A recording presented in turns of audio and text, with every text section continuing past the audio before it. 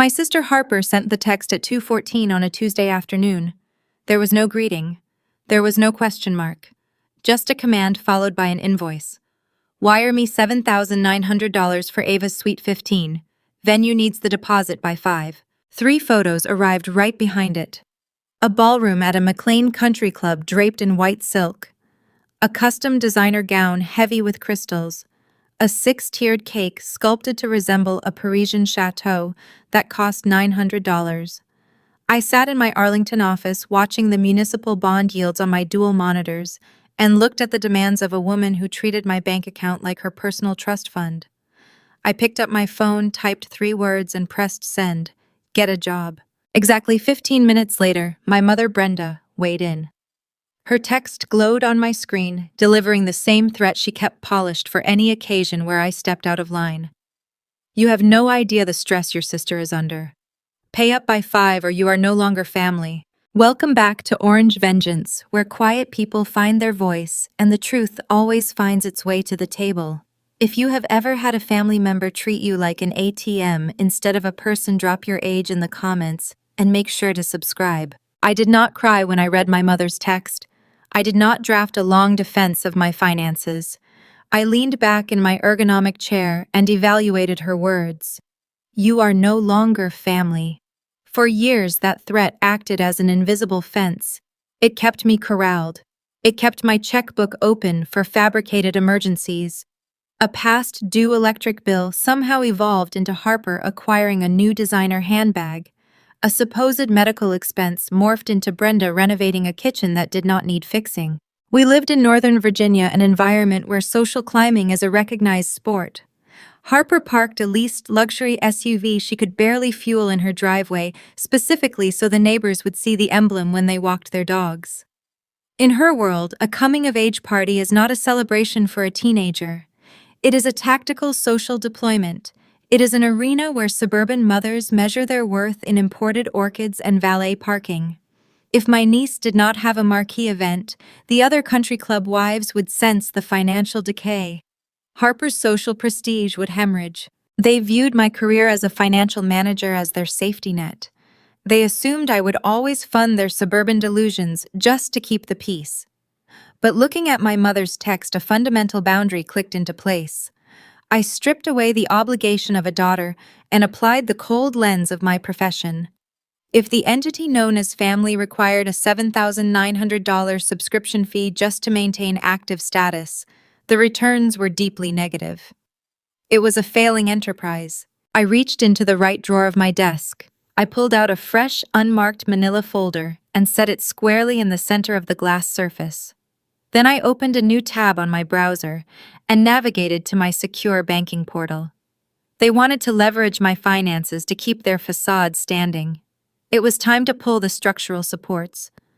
I picked up the receiver and dialed a toll-free number I knew by heart. I made one call to the fraud department to cancel the credit lines they did not know I could see. By 8:30 the next morning, their entire illusion would shatter. I listened to the hold music play through the receiver. It was a smooth jazz melody designed to keep consumers docile while they waited for a banking representative. I did not feel docile. I felt a cold clarity settle over my desk. As I waited for a fraud specialist to pick up the line, I watched the cursor blink on my screen and trace the invisible architecture of the grift that had brought me to this exact moment. Financial parasitism does not begin with a sudden demand for thousands of dollars. It begins with pebbles. It begins with a young professional getting her first corporate paycheck and a mother who just happens to leave a past-due electric bill on the kitchen counter. I was 22 when I paid that first utility bill. I bought the groceries when Harper claimed her debit card was compromised by a skimmer at a gas station. I covered the property tax shortfall when Brenda insisted the county miscalculated the escrow on the family home. Each time, they framed the request as a temporary bridge. Each time I stepped in to smooth the rough edges of their lives, I thought I was being a good daughter and a supportive sister. I was actually teaching them that consequence was a myth. Over the years, those small pebbles compounded into heavy boulders. The request shifted from basic necessities to lifestyle maintenance. Living in Northern Virginia distorts a person's relationship with reality. The proximity to power and wealth creates a toxic osmosis. People begin to believe they belong to the aristocracy simply because they share a zip code with diplomats and defense contractors. Brenda and Harper operated under this specific delusion. They viewed luxury not as a byproduct of labor, but as a birthright. If a neighbor in McLean installed a flagstone patio, Brenda required a flagstone patio to host her summer luncheons. If another mother at the country club bought her teenager a luxury vehicle, Harper viewed walking as a social disgrace. They built a towering structure of prestige entirely out of borrowed bricks. They attended charity galas in designer dresses funded by minimum payment credit balances. They hosted catered holiday parties while ignoring the final notices arriving in the Daily Mail. I was the mortar holding those bricks together. A few years ago, Brenda convinced me to put my name as an authorized user on a high-yield emergency credit card. She framed it as a motherly favor to help me build a flawless credit history.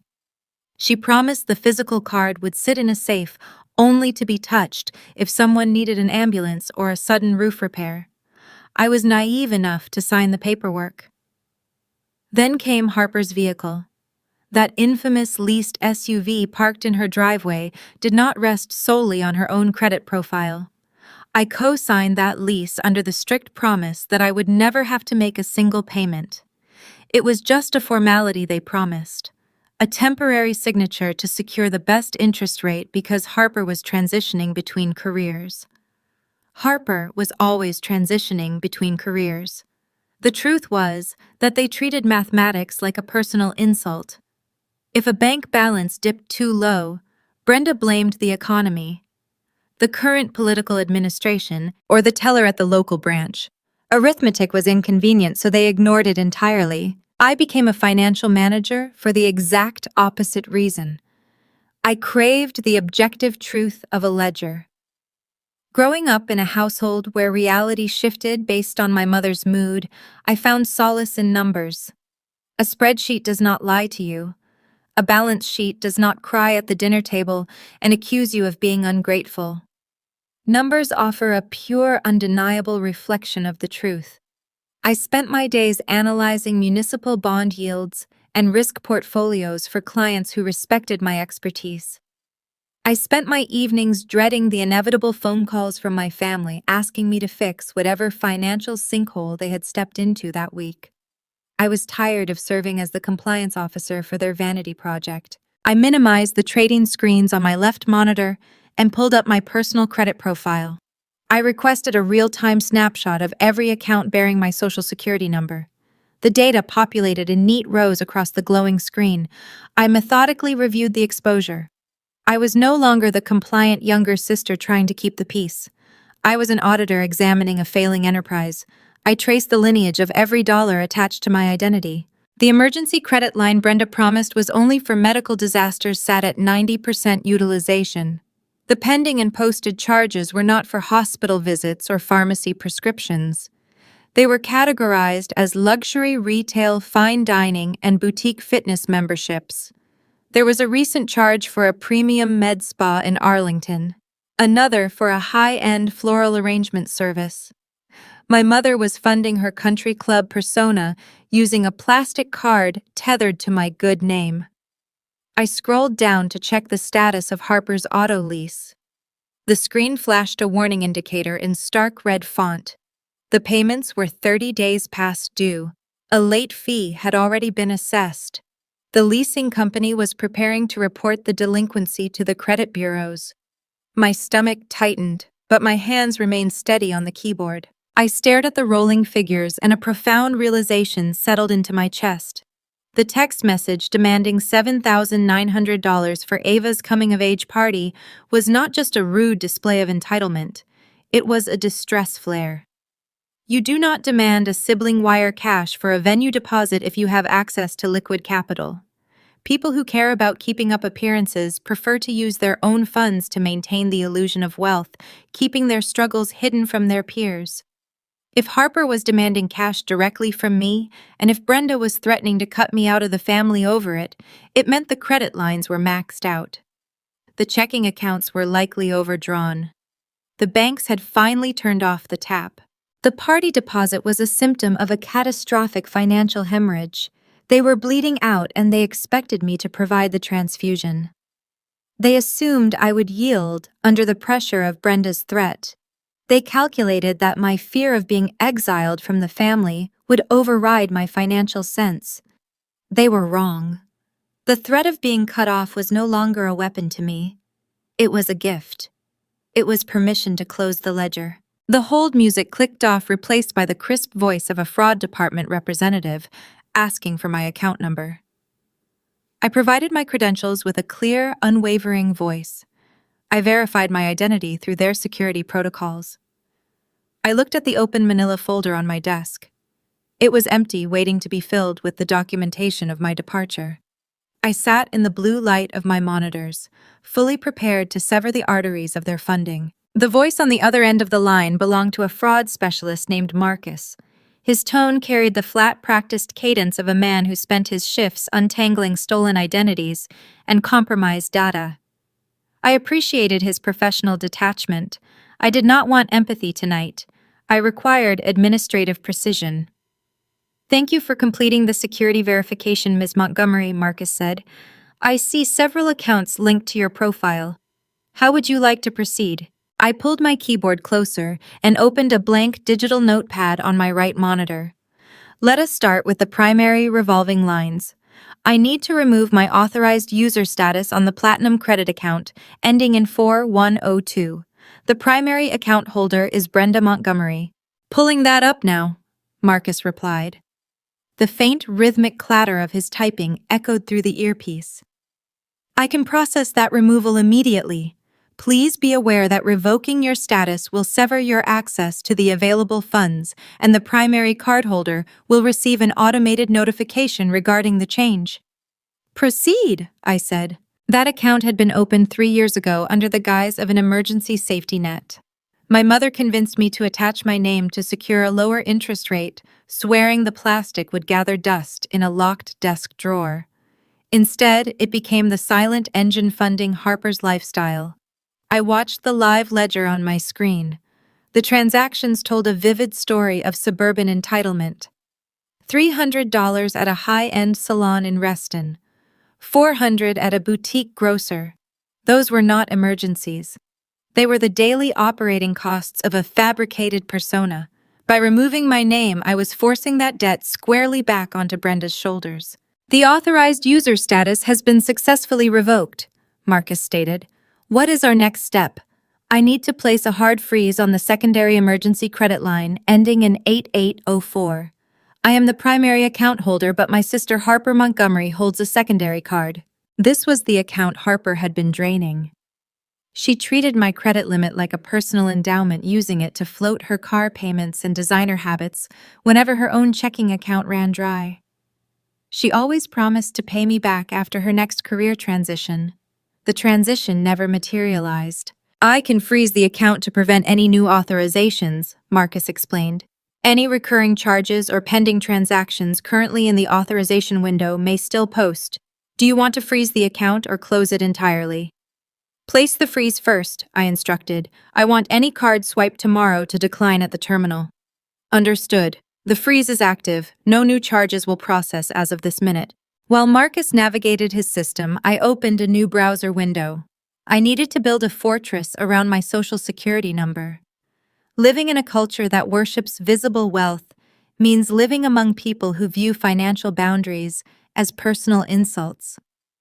I knew my mother's desperation. Years ago, Brenda had attempted to open a department store charge card in my name just to secure a promotional discount on holiday gifts. She brushed it off as a practical maneuver, genuinely confused why I found it alarming. I could not risk her trying a similar tactic now. I navigated to the official portals for the 3 major credit bureaus: Equifax, Experian, TransUnion. One by one, I entered my credentials. I generated secure, randomized personal identification numbers. I clicked the toggle switches from active to frozen. It took less than 5 minutes to lock my credit profile behind digital steel.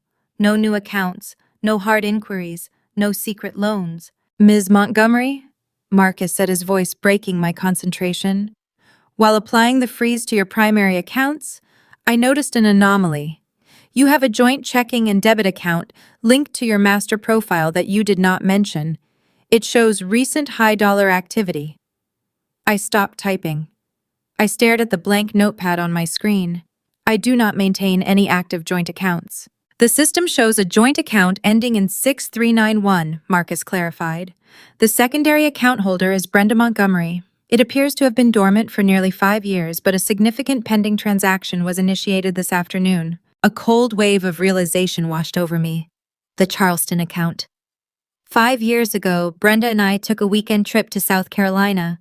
She convinced me to open a joint checking account with a linked debit card to easily split the hotel and dining expenses, framing it as a convenient travel hack. When we returned to Virginia, she sat at my kitchen island, held up her plastic card, and promised she had cut it into pieces with garden shears. She claimed the account was closed. She lied. "What is the pending transaction?" I asked, keeping my voice perfectly level. Marcus read the merchant details. "It is a hold for $3,950. The merchant is listed as the Crystal Pavilion in McLean. It was processed as a manual entry 4 hours ago." The Suite 15 venue deposit. The pieces fell into place with chilling perfection. Harper demanded $7,900 via text message. That number was not a random request. It was the total cost of the country club ballroom. Brenda must have realized I was not going to respond to the text with a swift wire transfer. Instead of waiting for my compliance, she dug out the ghost card she had preserved for half a decade. She used it to charge exactly half of the venue cost, likely planning to pressure me into covering the remaining balance later.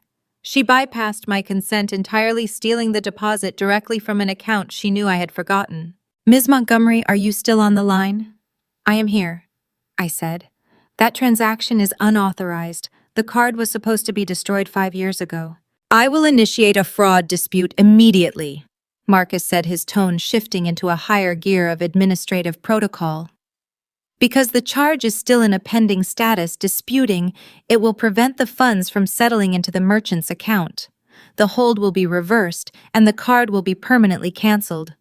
I must read a brief disclosure regarding the dispute process. Do I have your permission to proceed?" "Yes, cancel the card, dispute the charge." I listened as Marcus recited the legal disclosures. I confirmed my agreement at the appropriate intervals. I heard the rhythmic tapping of his keyboard, each keystroke striking another blow against their fabricated empire. He was not just canceling a piece of plastic. He was dismantling their social standing. "The dispute has been filed. The joint card ending in 6391 is permanently deactivated. The pending charge for the Crystal Pavilion has been flagged and will be reversed by morning." Marcus cleared his throat. "Is there anything else I can secure for you tonight?" "That will be all. Thank you for your efficiency, Marcus." I ended the call and placed the receiver back on its cradle. The Arlington office was silent again, save for the low hum of the air conditioning. I looked at the dual monitors. My credit was locked.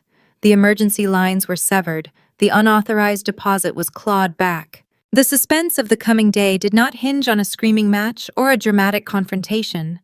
The tension lived in the quiet, inevitable ticking of the banking system. Across the country, automated clearinghouses were preparing for their midnight batch processing. Servers were updating ledgers. Authorizations were being declined. Reversals were settling into place. My family operated on the assumption that rules did not apply to them, relying on emotion and guilt to fund their vanity. They did not understand that the financial system operates without emotion. A declined card does not care about your zip code.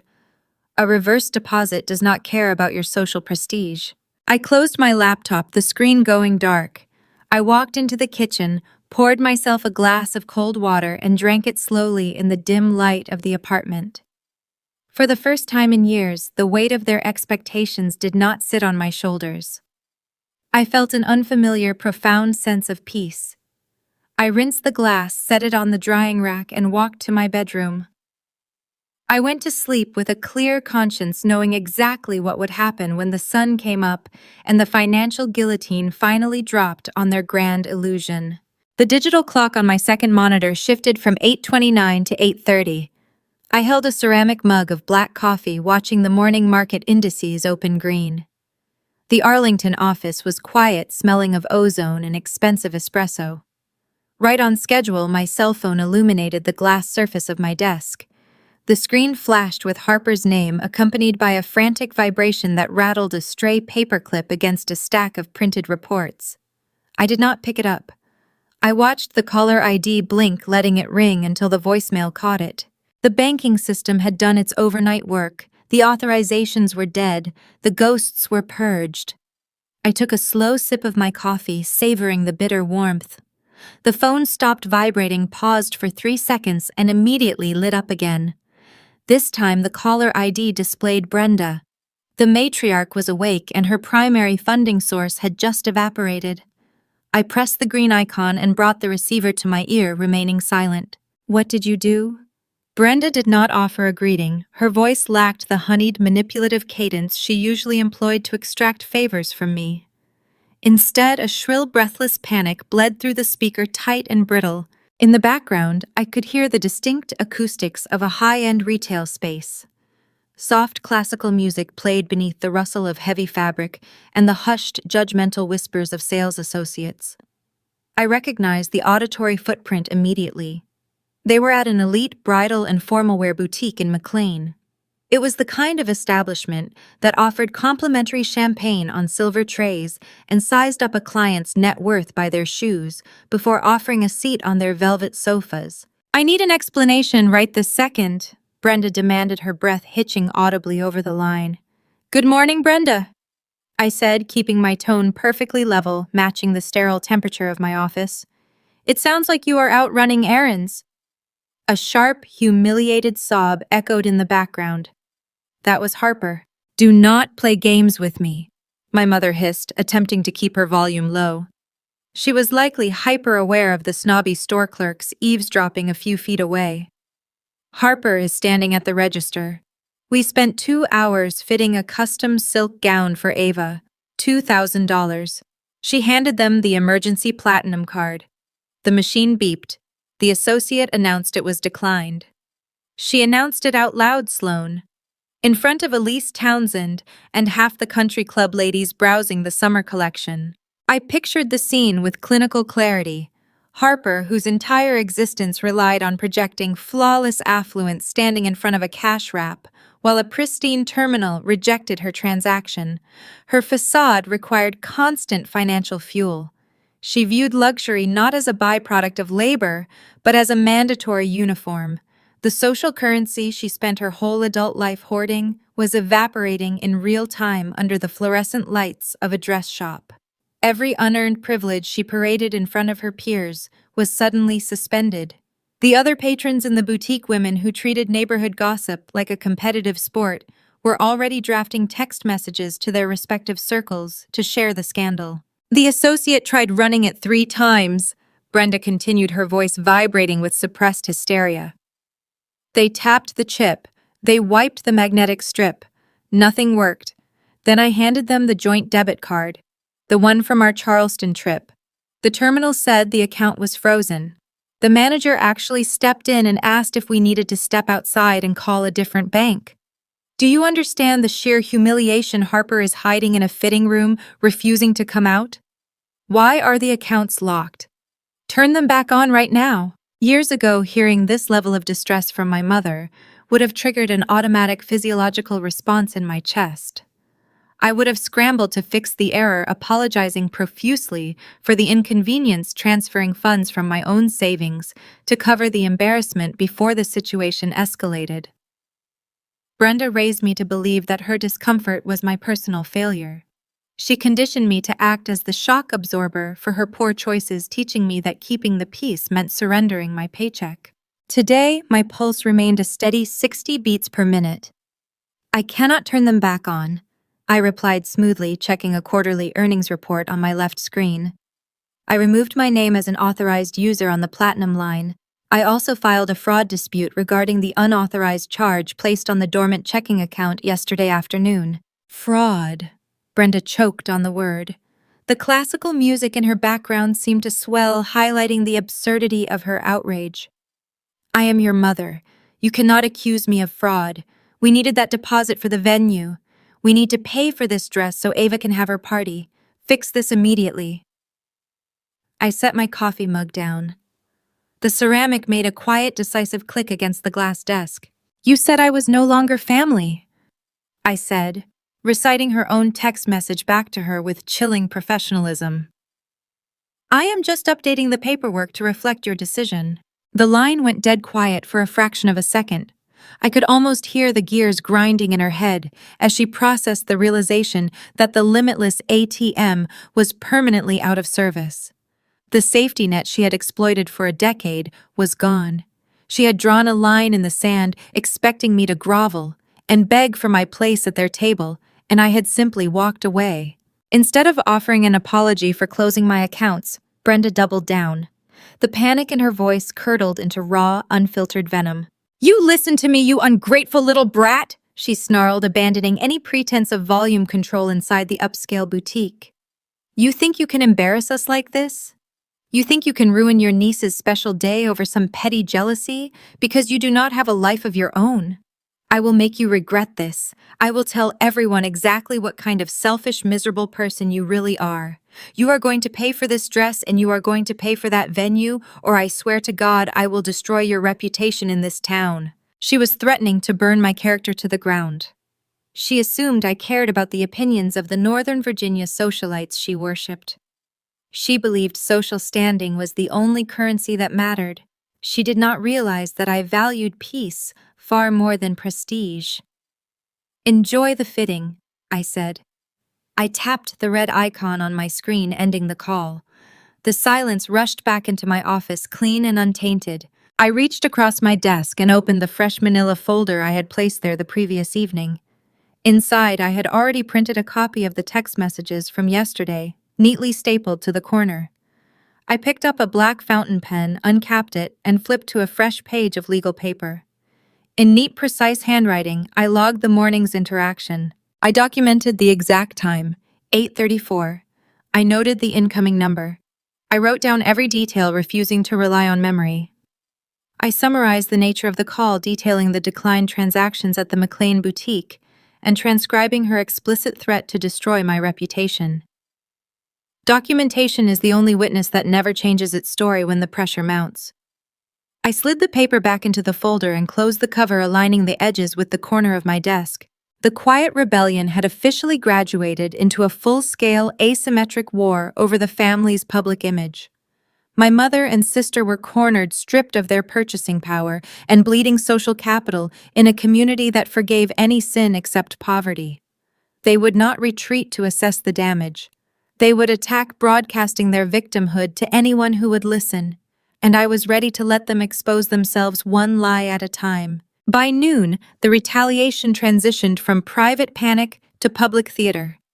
Unable to extract capital from my accounts, Brenda and Harper pivoted to the only currency they had left to spend: reputation.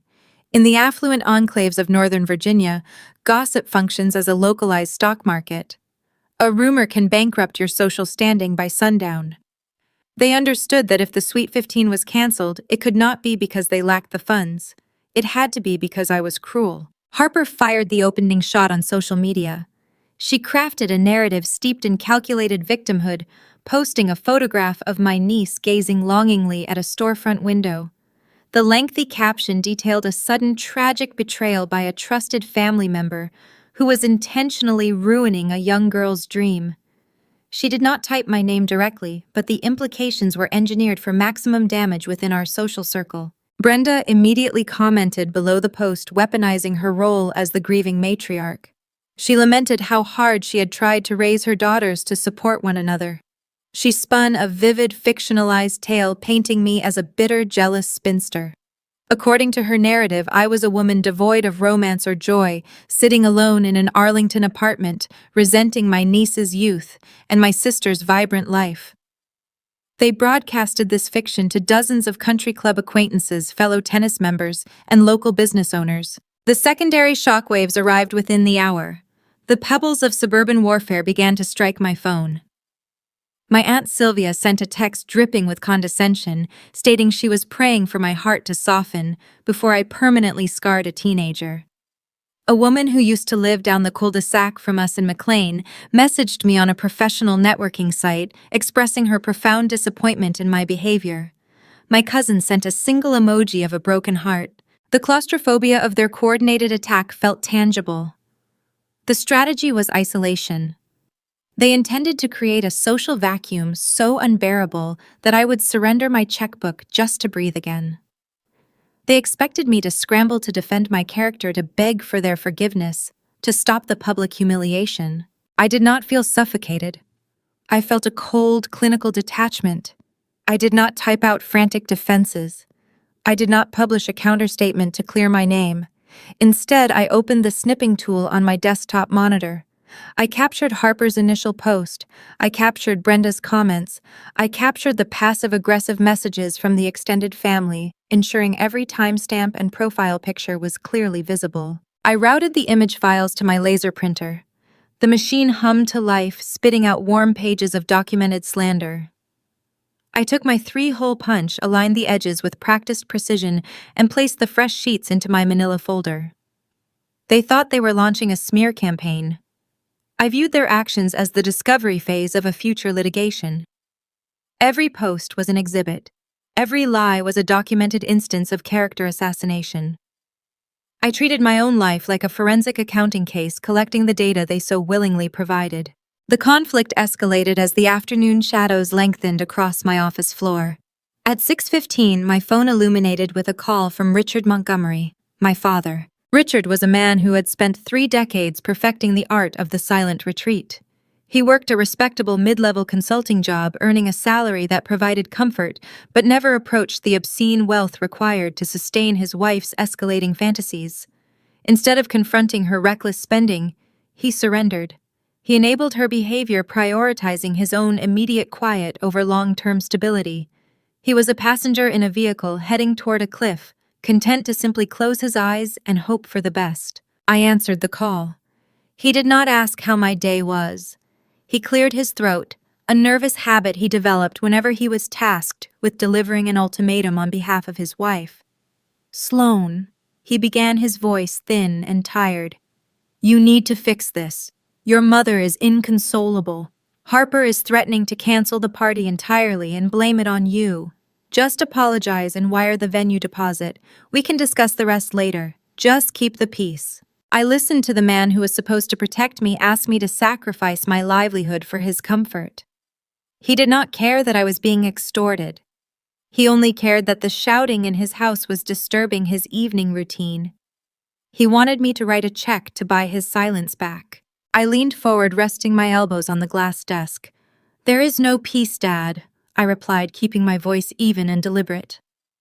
"There is only compliance. You have spent your entire marriage writing checks to avoid arguments. I will not follow your example.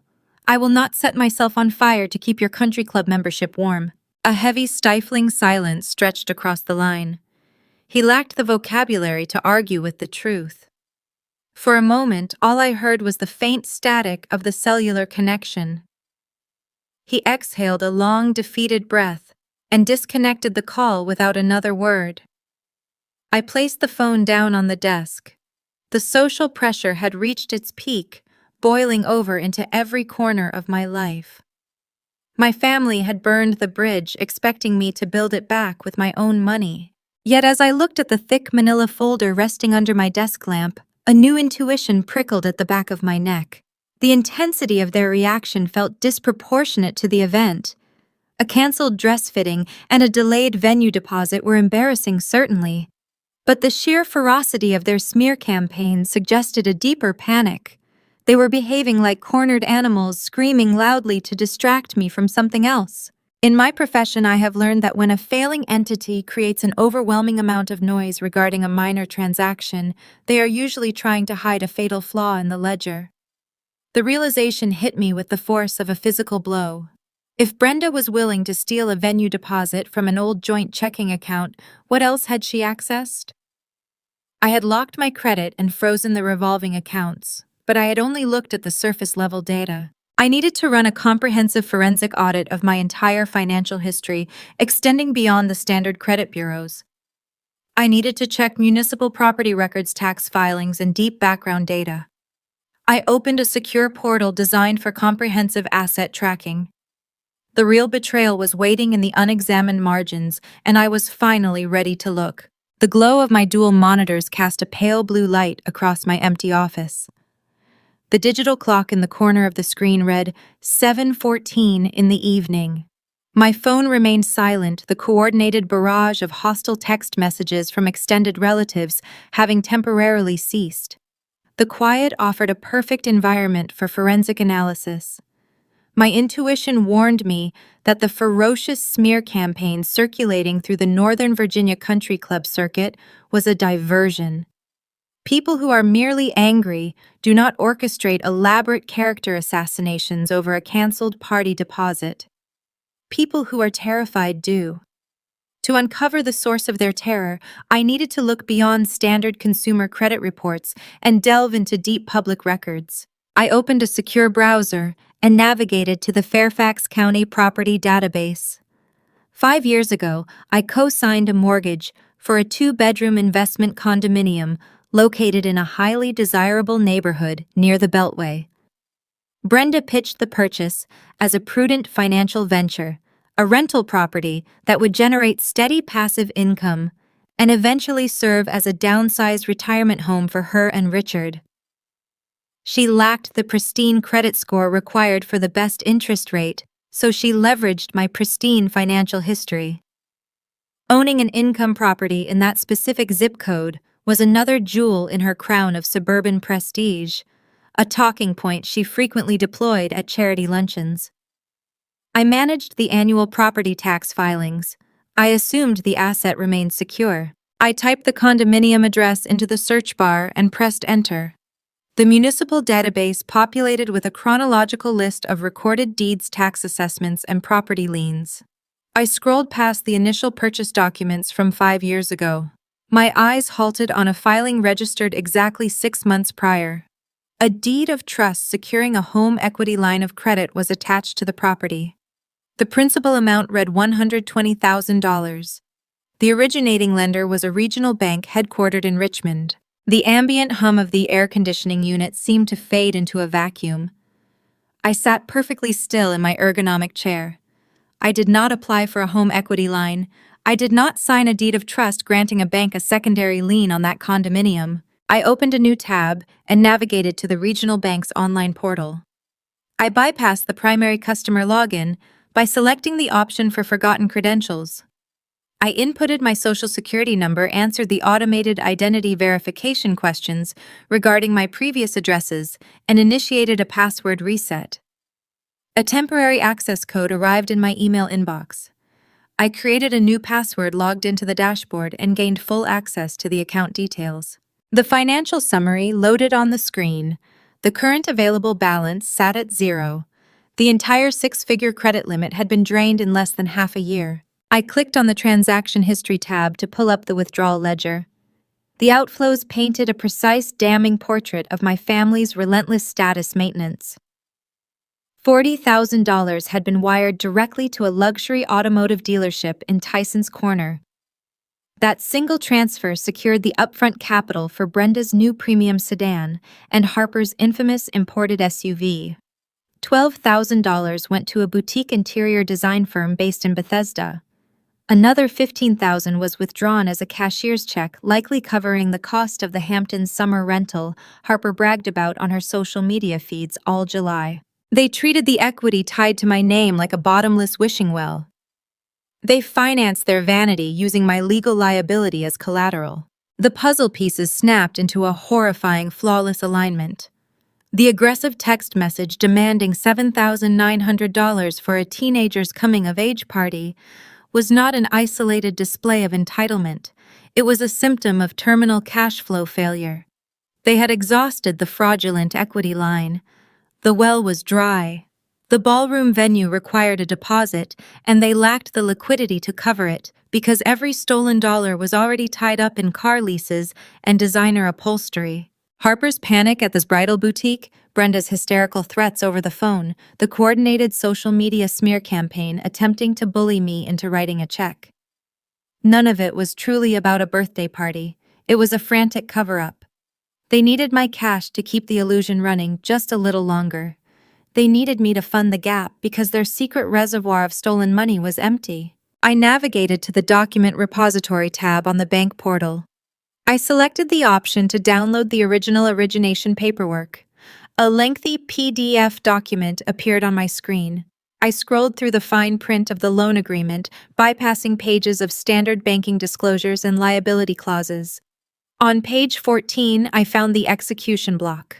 My name sat on the primary borrower signature line in blue ink. The loops and angles mimicked my handwriting with chilling accuracy. Someone had practiced. Someone had studied my signatures on old birthday cards or joint tax returns and forged my consent to a life-altering debt. Below the forged signature rested a small circular stamp, a notary seal. The inked emblem certified to the state of Virginia that Sloane Montgomery had appeared in person, presented valid government identification, and signed the document under oath. I zoomed in on the scanned image to read the text within the seal. The notary's name was Susan Caldwell.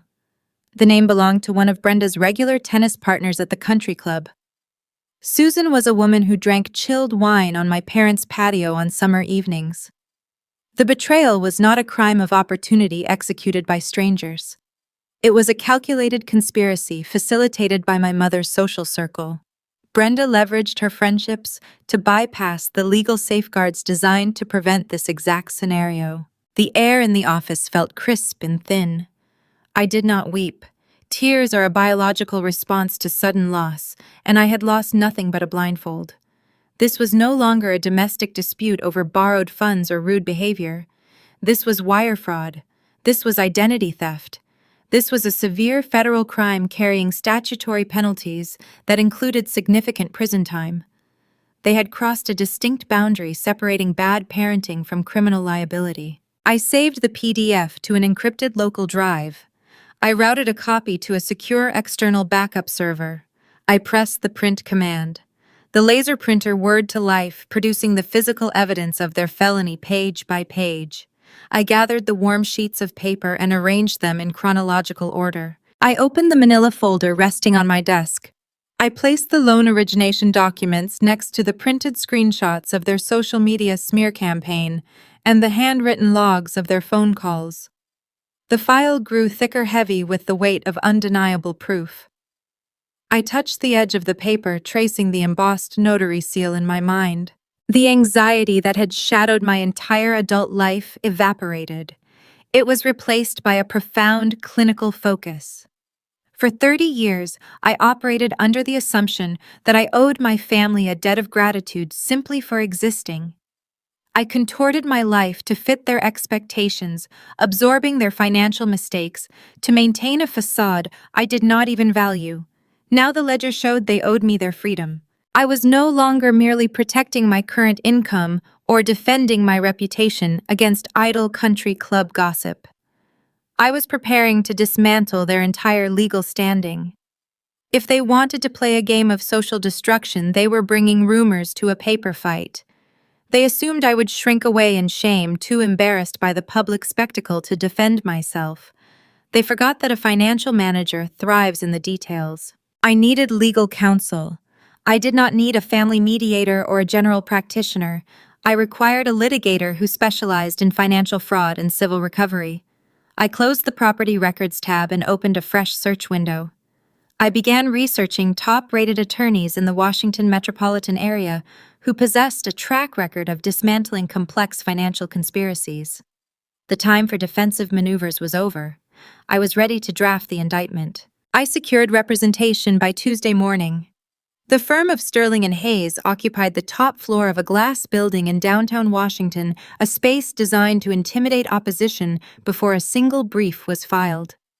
I did not want a family law practitioner who would urge mediation, emotional healing, or reconciliation. I required a tactician. I hired David. He was a civil litigator who built a career dismantling financial fraud and unspooling complex corporate embezzlement schemes. David wore sharp suits and spoke in paragraphs composed entirely of precedent liability and actionable damages. He reviewed my intake forms with the clinical detachment of a surgeon examining a fracture. While I sat in the hushed lobby waiting for my consultation, my phone illuminated with another notification. Harper was still performing her daily theater on social media. She had posted a new status update featuring a poignant quote about surviving toxic family members, paired with a picture of her drinking an iced latte in the driver's seat of her leased SUV. She thrived on the messy, loud validation of her country club audience. Every sympathetic comment she garnered fed her illusion of moral superiority. I swiped the notification away, refusing to engage. Her strategy relied on volume and public sympathy. My strategy relied on paper and statutory law. The disparity between her digital tantrums and the quiet marble floors of the law firm struck me. She was fighting a war of perception, desperate to maintain her standing among women who judged each other by their zip codes. I was prosecuting a crime. A paralegal ushered me into David's private office. He sat behind a polished mahogany table, his sleeves rolled up to the forearms, projecting an aura of focused capability. I handed him my manila folder. He opened it and spread the contents across the dark wood. He examined the printed social media posts, the timeline of the declined credit cards, and the regional bank loan origination documents. The room smelled of old paper and leather, a stark contrast to the sterile anxiety of my apartment. David traced the signature on page 14 with the tip of his silver pen. Then he pulled a small magnifying loupe from his top drawer and inspected the inked notary seal. He looked up, his expression unreadable, and asked me if I knew Susan Caldwell. I explained her connection to my mother. I detailed the summer evenings they spent drinking expensive wine on our patio, the shared tennis matches, the charity committees they co-chaired to raise funds for local private schools. They were intertwined in a web of suburban elitism. David nodded, leaning back in his leather chair, steepling his fingers. He laid out the legal reality of the paperwork sitting between us. The forged signature alone constituted a serious offense carrying severe penalties, but the notary seal elevated the situation to a different tier of criminal liability. Susan Caldwell had placed her state commission stamp on a fraudulent document. She swore under penalty of perjury that I stood in her physical presence, presented valid government identification, and signed the document under oath. She tied her professional license and her own freedom to my mother's theft.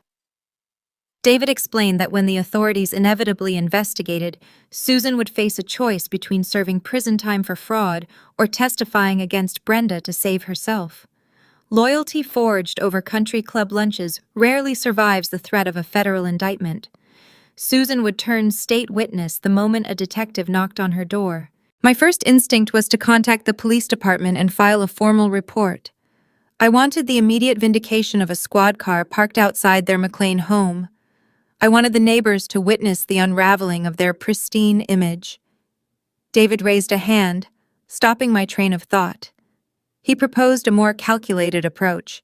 If we involved law enforcement immediately, Brenda and Harper would hire defense attorneys. They would invoke their right to remain silent. The narrative would stall behind closed doors, trapped in a slow-moving justice system. David suggested we allow their own panic to do the heavy lifting. Criminals facing a cash flow crisis rarely make rational decisions. They act out of self-preservation, which leads to sloppy mistakes. If we pushed them into a corner, they would attempt to cover their tracks, creating fresh evidence of their guilt in the process. We needed to bait the trap. We needed them to believe they still held the upper hand. We spent the next hour drafting a letter. The tone was polite, professional, and devastatingly oblivious. I addressed the correspondence to my parents, formally requesting to be bought out of my share of the investment condominium. I stated that I was reorganizing my financial portfolio and wished to dissolve our co-ownership of the property. I requested a standard appraisal to determine the current market value, asking for half of the unencumbered equity to be transferred to my accounts within 30 days. The brilliance of the letter lay in what it omitted. I made no mention of the regional bank. I did not reference the home equity line of credit, I feigned total ignorance of the $120,000 missing from the property value. I presented myself as a naive co-owner, simply looking to liquidate an asset. By sending this request, I was forcing them to account for money that no longer existed. They would receive a formal demand for an equity payout they could not afford on a property they had secretly drained. They would realize the ticking clock had just accelerated. If they refused the buyout, I could force a sale. A forced sale would trigger a title search, which would instantly reveal the fraudulent loan. I thought about my father, Richard, receiving this letter. He spent his life avoiding conflict, enabling Brenda's financial recklessness by looking the other way. This letter would force him to look directly at the consequences.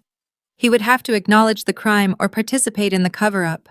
His passive complicity was about to become active liability. David printed the document on heavy watermarked firm letterhead. The tactile weight of the paper felt significant. I signed it with my actual signature starkly different from the clumsy forgery residing in the bank vault. The paralegal prepared the envelope for certified mail, ensuring we would receive a signature confirming delivery. A certified letter cannot be ignored. It demands acknowledgement. I left the law office and walked out into the bright afternoon sun. The administrative machinery was now fully armed and aimed directly at their facade. The trap was set, waiting for them to step onto the pressure plate. I did not need to shout or post cryptic quotes on the internet. I only needed to wait for the postmaster to deliver a single piece of paper to a McLean doorstep. Their response would dictate the terms of their own destruction. The green certified mail receipt arrived in my mailbox on a Thursday afternoon. The small cardboard rectangle bore my father's cramped, uneven signature across the designated line. The trap had successfully closed around them. I placed the delivery confirmation into my growing file and waited for the inevitable reaction. Criminals operating under a ticking clock rarely possess the patience for subtlety. It took less than 48 hours for their panic to masquerade as affection. My phone vibrated early Saturday morning, displaying a number I had deliberately left unblocked for this exact purpose. The voicemail icon appeared on the glass screen. I pressed play, anticipating hushed threats or desperate pleas. Instead, Brenda's voice flowed through the speaker, dripping with a sugary, synthetic warmth that made the hair on my arms stand up. The hostile matriarch who had spent the previous week attempting to destroy my professional reputation on social media had vanished without a trace. In her place was a concerned, loving mother who simply wanted to bridge the gap. She suggested we meet for dinner at a premium steakhouse in downtown Arlington to discuss the condominium. More importantly, she claimed she wanted to heal our fractured relationship. She emphasized how much she missed me, painting the recent tensions as a terrible mutual misunderstanding. Her tone was carefully modulated, hitting every note of maternal devotion. The sudden whiplash from public character assassination to loving outreach was jarring yet entirely predictable. I sat at my desk and dissected the motive behind the sudden olive branch. Brenda had received my formal request to liquidate an asset she had already secretly drained.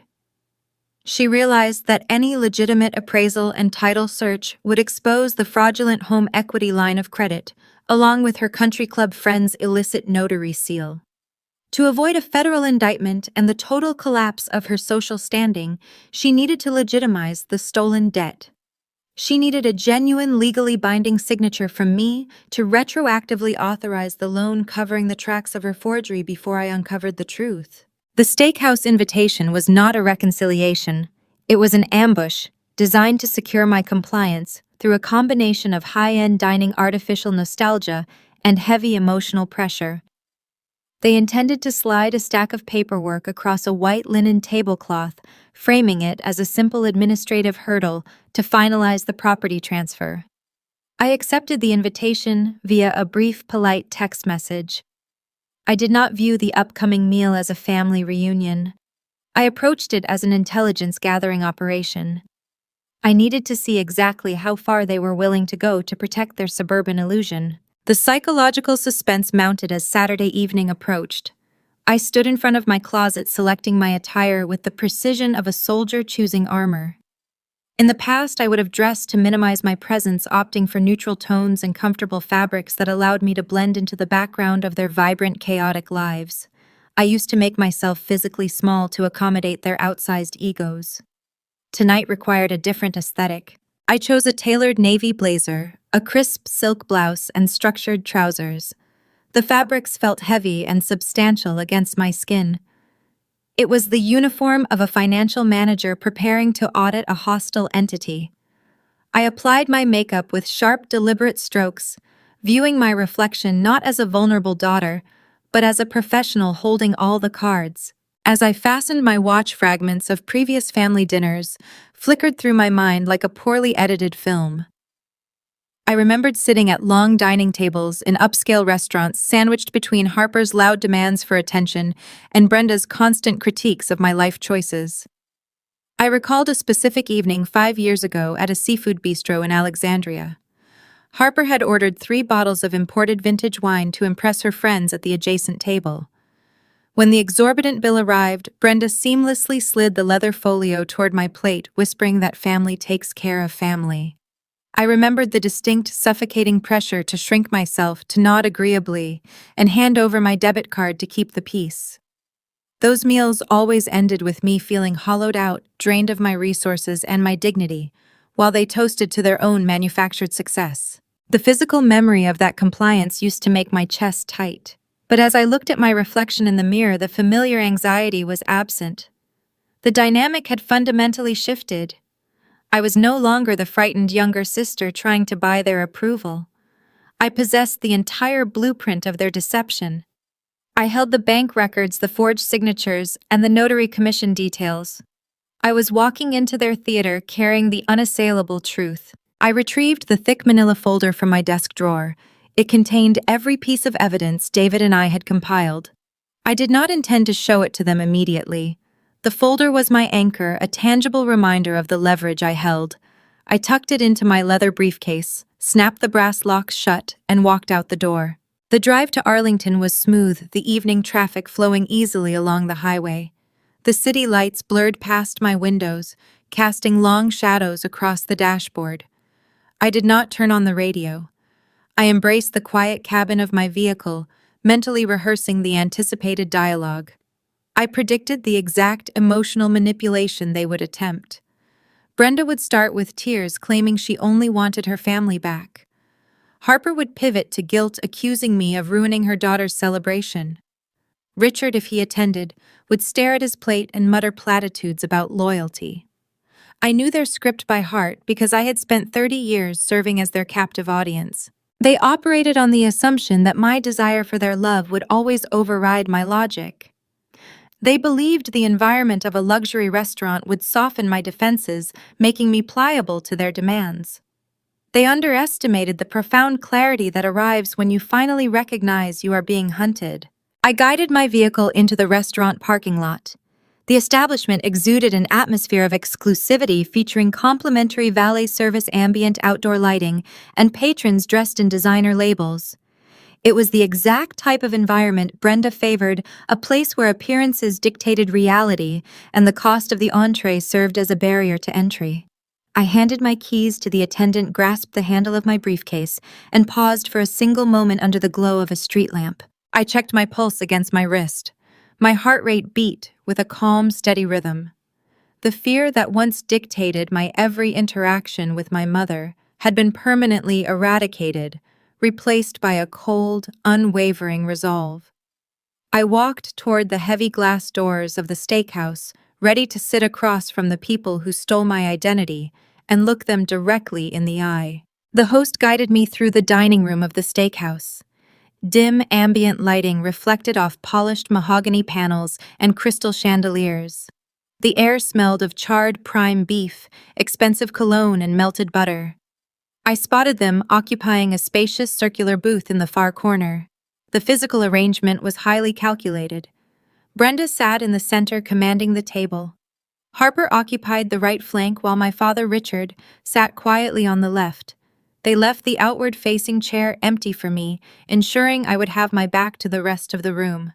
It was a classic interrogation setup disguised as a luxury dining experience, Before I even reached the table, I heard the laughter. It was Harper producing a high musical sound that carried over the low hum of the restaurant. Brenda smiled broadly, leaning in as if sharing a delightful secret. The performance was in full swing. They were demonstrating their status as a joyful, affluent family to the surrounding patrons, projecting an image of unbothered wealth. I took my seat. The immediate shift in their demeanor was seamless. Brenda reached across the pristine white linen tablecloth and covered my hand with hers. Her skin felt dry and cold. "Sloane, darling, you look wonderful," she said, her voice vibrating with synthetic warmth. "That navy blazer is stunning. It frames your face perfectly." "Thank you, Brenda," I replied gently, withdrawing my hand to unfold my napkin. Harper chimed in, offering a wide, glossy smile. "We ordered a bottle of the Cabernet. The sommelier said it is a phenomenal vintage. I asked them to pour you a glass." A crystal goblet filled with dark red wine sat to my right. I noted the label on the bottle resting in the center of the table. It was a wine that retailed for several $100s. They were purchasing premium props to set the stage, utilizing credit they likely could not afford, all to create an atmosphere of generous hospitality. I ordered sparkling water and ignored the wine. For the next hour, the charade continued. Richard studied the menu with intense dedication, avoiding eye contact, ordering a bone and ribeye. He retreated into his familiar role of the silent bystander, allowing his wife to orchestrate the evening. Brenda and Harper maintained a relentless stream of cheerful banter. They discussed a recent charity gala in McLean, reviewed a new boutique fitness studio, and debated the merits of various floral arrangements. They behaved as if the fraudulent bank charges, the canceled bridal fitting, and the vicious social media posts from the previous week had never occurred. They were attempting to induce a state of cognitive dissonance, hoping the sheer force of their pleasantness would overwrite my memory of their hostility. I ate my salmon in measured bites, observing the mechanics of their desperation. The Northern Virginia Social Code dictates that polite conversation must precede any transactional request. You do not ask for a favor until the main courses are cleared. I waited patiently for the inevitable pivot. The waiter removed our dinner plates and distributed dessert menus. Brenda waved him away, signaling that we required privacy. The ambient noise of the restaurant seemed to fade, narrowing my focus to the circular booth. Brenda adjusted her posture, straightening her spine, and allowed a carefully practiced expression of maternal sorrow to wash over her features. "Sloane, I am so glad you came tonight." Brenda began, her tone softening into a delicate, fragile register. "We received your certified letter regarding the investment property. It broke my heart to read it. I realized how much distance has grown between us, and it kept me awake for days." She paused, expecting me to offer a comforting reassurance. I remained silent, sipping my sparkling water. Brenda cleared her throat and forged ahead. "Your father and I had a long talk. We want to make things right. We know you have always been the responsible one. You have always taken care of your obligations, and we have not shown you the appreciation you deserve." Richard nodded slowly, staring intently at a breadcrumb near his water glass. "Your mother is right, Sloane. We want to fix this." Brenda reached into her designer handbag resting on the booth seat beside her. She produced a thick brown manila envelope. The edges were pristine. She placed it onto the white tablecloth and slid it smoothly across the surface until it rested directly next to my water glass. "We do not want to buy you out," Brenda said, her eyes welling with manufactured tears. "We want to give you the condominium, free and clear. It is yours, Sloane. We had our attorney draft the transfer paperwork. It is a gift, an apology for the tension between us." She reached into her purse a second time and withdrew a silver pen, placing it deliberately on top of the envelope. The trap was finally sprung. The architecture of the ambush was breathtaking in its audacity. The envelope did not merely contain a deed transfer. I knew exactly what lurked within those pages. Hidden among the standard real estate forms would be a ratification agreement, a liability waiver, or a retroactive consent form. By signing my name to accept the property, I would legally adopt the forged home equity line of credit. I would bind myself to the stolen funds, legitimizing her crime and erasing the felony. She was wrapping a financial grenade in the packaging of a peace offering. Harper leaned forward, bringing her elbows onto the table, deploying the secondary tactic. She weaponized guilt with the precision of a trained operative. "Please, Sloane," Harper pleaded, her voice trembling with calculated emotion. "Ava has been crying every night. She thinks her aunt hates her.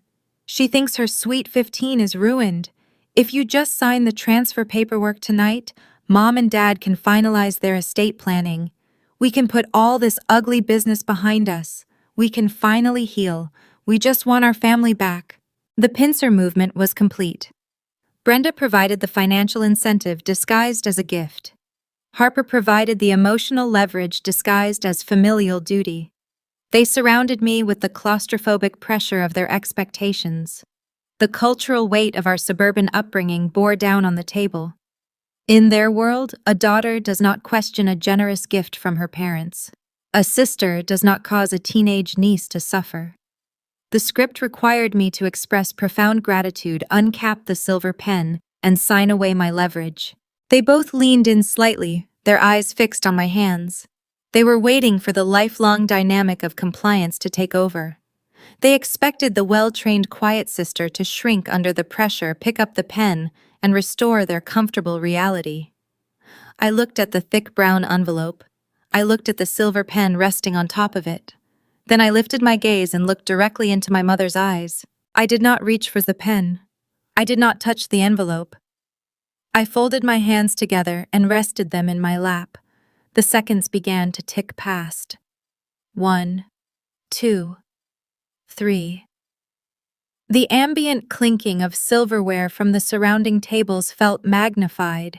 The jazz music playing through the restaurant speakers seemed to echo. I let the envelope sit untouched next to my water glass. I maintained a relaxed, neutral posture, breathing at a slow, steady rhythm. Silence is a mirror that reflects a person's deepest insecurities back at them. When you refuse to fill the conversational void, the opposing party is forced to sit with their own discomfort. Brenda's polite, sorrowful smile began to strain at the corners. The muscles in her jaw tightened. The performance was faltering because the co-star refused to read her lines. 5 seconds turned into 10. The silence stretched across the circular booth, growing heavy and thick. Harper shifted uncomfortably in her leather seat, her eyes darting between the untouched pen and my serene face. Richard took a nervous sip from his empty coffee cup, a physical manifestation of his desire to escape the escalating tension. I watched the panic take root in Brenda's posture. The synthetic warmth dissolved, replaced by a cold rising dread. She realized the emotional manipulation was failing. The guilt trip had bounced off an invisible shield. She needed me to break the silence. She needed me to ask a question, to express doubt, to show any sign of engagement that she could exploit. I offered nothing. I sat in the dim light of the Arlington Steakhouse and allowed the silence to stretch until it became a physical weight pressing down on their chests, making the air in the booth unbearable to breathe. The silence stretched for precisely 2 minutes. The quiet became a physical weight, pressing the oxygen out of the circular booth. I sat perfectly still, observing the terror take root in their postures. The polite smiles began to tremble. The forced, cheerful energy they had maintained since I arrived dissipated, leaving a chilling void. Then I leaned forward just an inch and shattered their illusion with a single calm sentence. "I am not signing a retroactive guarantee for a forged HELOC, Brenda." The color drained from my mother's face. The vibrant synthetic warmth evaporated instantly, leaving her skin pale and tight beneath her expensive foundation. The ambient clinking of silverware, the soft jazz playing overhead, and the low murmur of wealthy patrons faded into a distant hum. The restaurant disappeared. There was only the booth, the untouched white envelope, and the truth resting between us. Harper's mouth fell open, but the practiced musical laughter died in her throat. She stared at me, her eyes darting to her mother for a reassurance that never arrived. She had expected me to fold. She had spent her entire life watching me absorb the financial blows of this family, assuming my compliance was a permanent trait. I reached down to my feet and lifted my leather briefcase onto my lap. The brass locks clicked with a sharp, decisive snap that echoed in the quiet space. I withdrew my own manila folder and set it on the tablecloth, pushing Brenda's brown envelope aside. "Let us review the actual paperwork," I said, my voice maintaining the sterile temperature of a boardroom. I flipped open the cover and extracted the first document, placing it directly over her silver pen. "This is the loan origination file from the regional bank. $120,000 drawn against the equity of the investment condominium. Page 14 bears my signature dated May the 12th.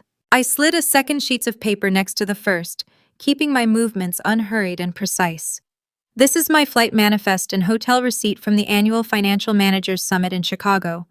On the afternoon of May the 12th, I was standing in front of 200 professionals delivering a keynote presentation on municipal bonds. I have the conference video recording. I was 800 miles away from Virginia when this document was supposedly executed." I drew the third document from the folder and placed it in the center of the table, making sure the printed seal was clearly visible. "And this is the public commission record for Susan Caldwell, your tennis partner." I methodically dismantled their narrative, laying bare the mechanics of their crime.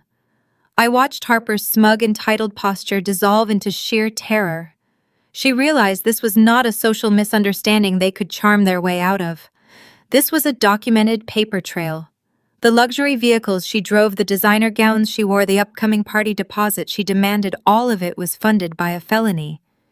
The realization that she was a beneficiary of bank fraud seemed to physically shrink her in the leather seat. Richard finally broke his silence. My father had spent his entire career avoiding confrontation, choosing the path of least resistance whenever his wife created a crisis. When I was 14, he handed me a calculator and his checkbook, asking me to hide Brenda's excessive retail debt from their joint accounts so they would not have to argue about it. He trained me to manage their chaos. He deployed that same tired tactic, now his voice trembling as he leaned across the table. "Sloane, please," Richard stammered, his eyes darting nervously toward the neighboring booths, terrified of causing a scene. "Lower your voice. We are family. Family loyalty means we protect each other through difficult times. We can figure this out internally. We will pay you back every cent. There is no need to bring outside parties into this." I looked at the man who enabled his wife to steal my identity and mortgage my future. "You cannot afford my loyalty, Dad, because I know exactly where every stolen dollar went." I did not raise my voice, but I sharpened my articulation, cutting him down with cold financial math. $40,000 wired directly to the Tyson's Corner dealership for your new vehicles," I recited, recalling the ledger from memory. $12,000 paid to the interior design firm in Bethesda to renovate a living room that was already perfectly fine. $15,000 withdrawn as a cashier's check for the Hamptons summer rental. You drained a stable asset to fund a lifestyle you cannot sustain. The Sweet 15 deposit was just the final bounce check in a long history of theft. Richard slumped back into his seat, the remaining color leaving his face. He had no defense against the arithmetic. The numbers exposed the hollow core of their existence. He could no longer pretend he was merely a bystander. The math proved he was an active participant in the fraud. "I did not come here to negotiate a property transfer." I continued, focusing my gaze back on Brenda, who was staring at the printout of Susan's notary seal. "I came here to inform you that the administrative process is already in motion. Yesterday morning, my attorney and I submitted an official affidavit of forgery to the fraud department of the regional bank." The panic seized the table. Brenda's mask of high society superiority shattered. The poised, elegant matriarch vanished, replaced by loud, ugly desperation. Her hands began to shake, rattling the ice cubes in her crystal water glass. She abandoned any pretense of volume control, her voice rising to a shrill pitch that drew startled glances from the diners at the adjacent tables. The waiters hovering near the kitchen doors turned to watch the spectacle unfold. "You filed an affidavit," Brenda hissed, her face contorting with a mixture of rage and terror. "You reported your own mother to a bank. I will ruin you for this. I will tell everyone in Arlington that you are insane. I will call the partners at your firm. I will make sure you lose your job and your reputation in this city." She was threatening social ruin while facing a federal indictment. The absurdity of her priorities was staggering. She still believed that suburban gossip held more power than statutory law. She assumed I feared her disapproval more than I valued my own freedom.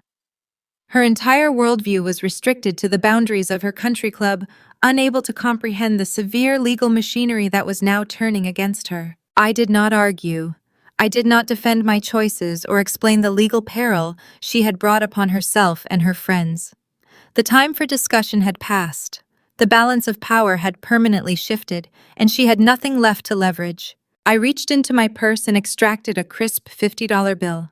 I laid the currency on the white tablecloth next to my untouched salmon, ensuring it covered my portion of the meal, and a generous tip for the waiter who had the misfortune of serving this table. I gathered my manila folder, placed it back into my briefcase, and secured the brass locks. "You do not have the credibility to ruin anyone, Brenda," I said softly.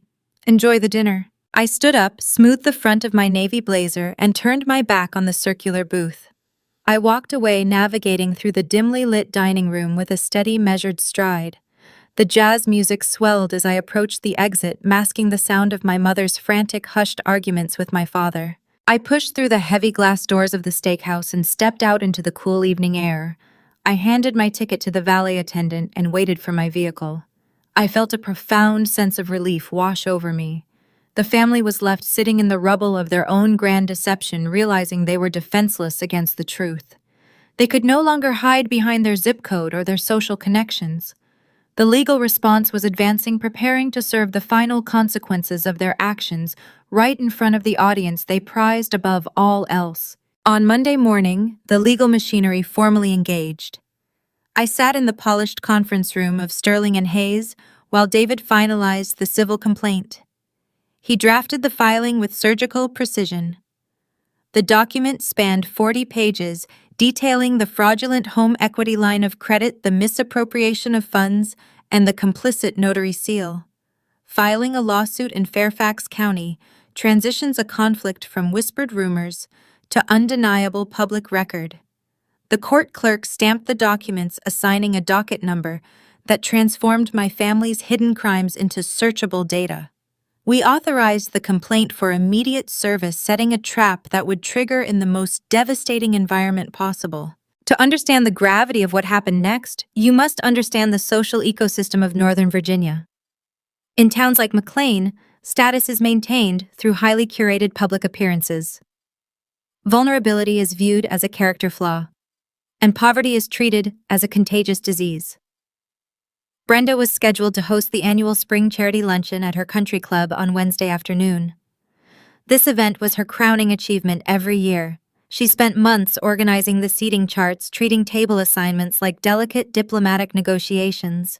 Following the humiliating declined credit card incident at the bridal boutique, Brenda needed this luncheon to project an image of unshakable wealth.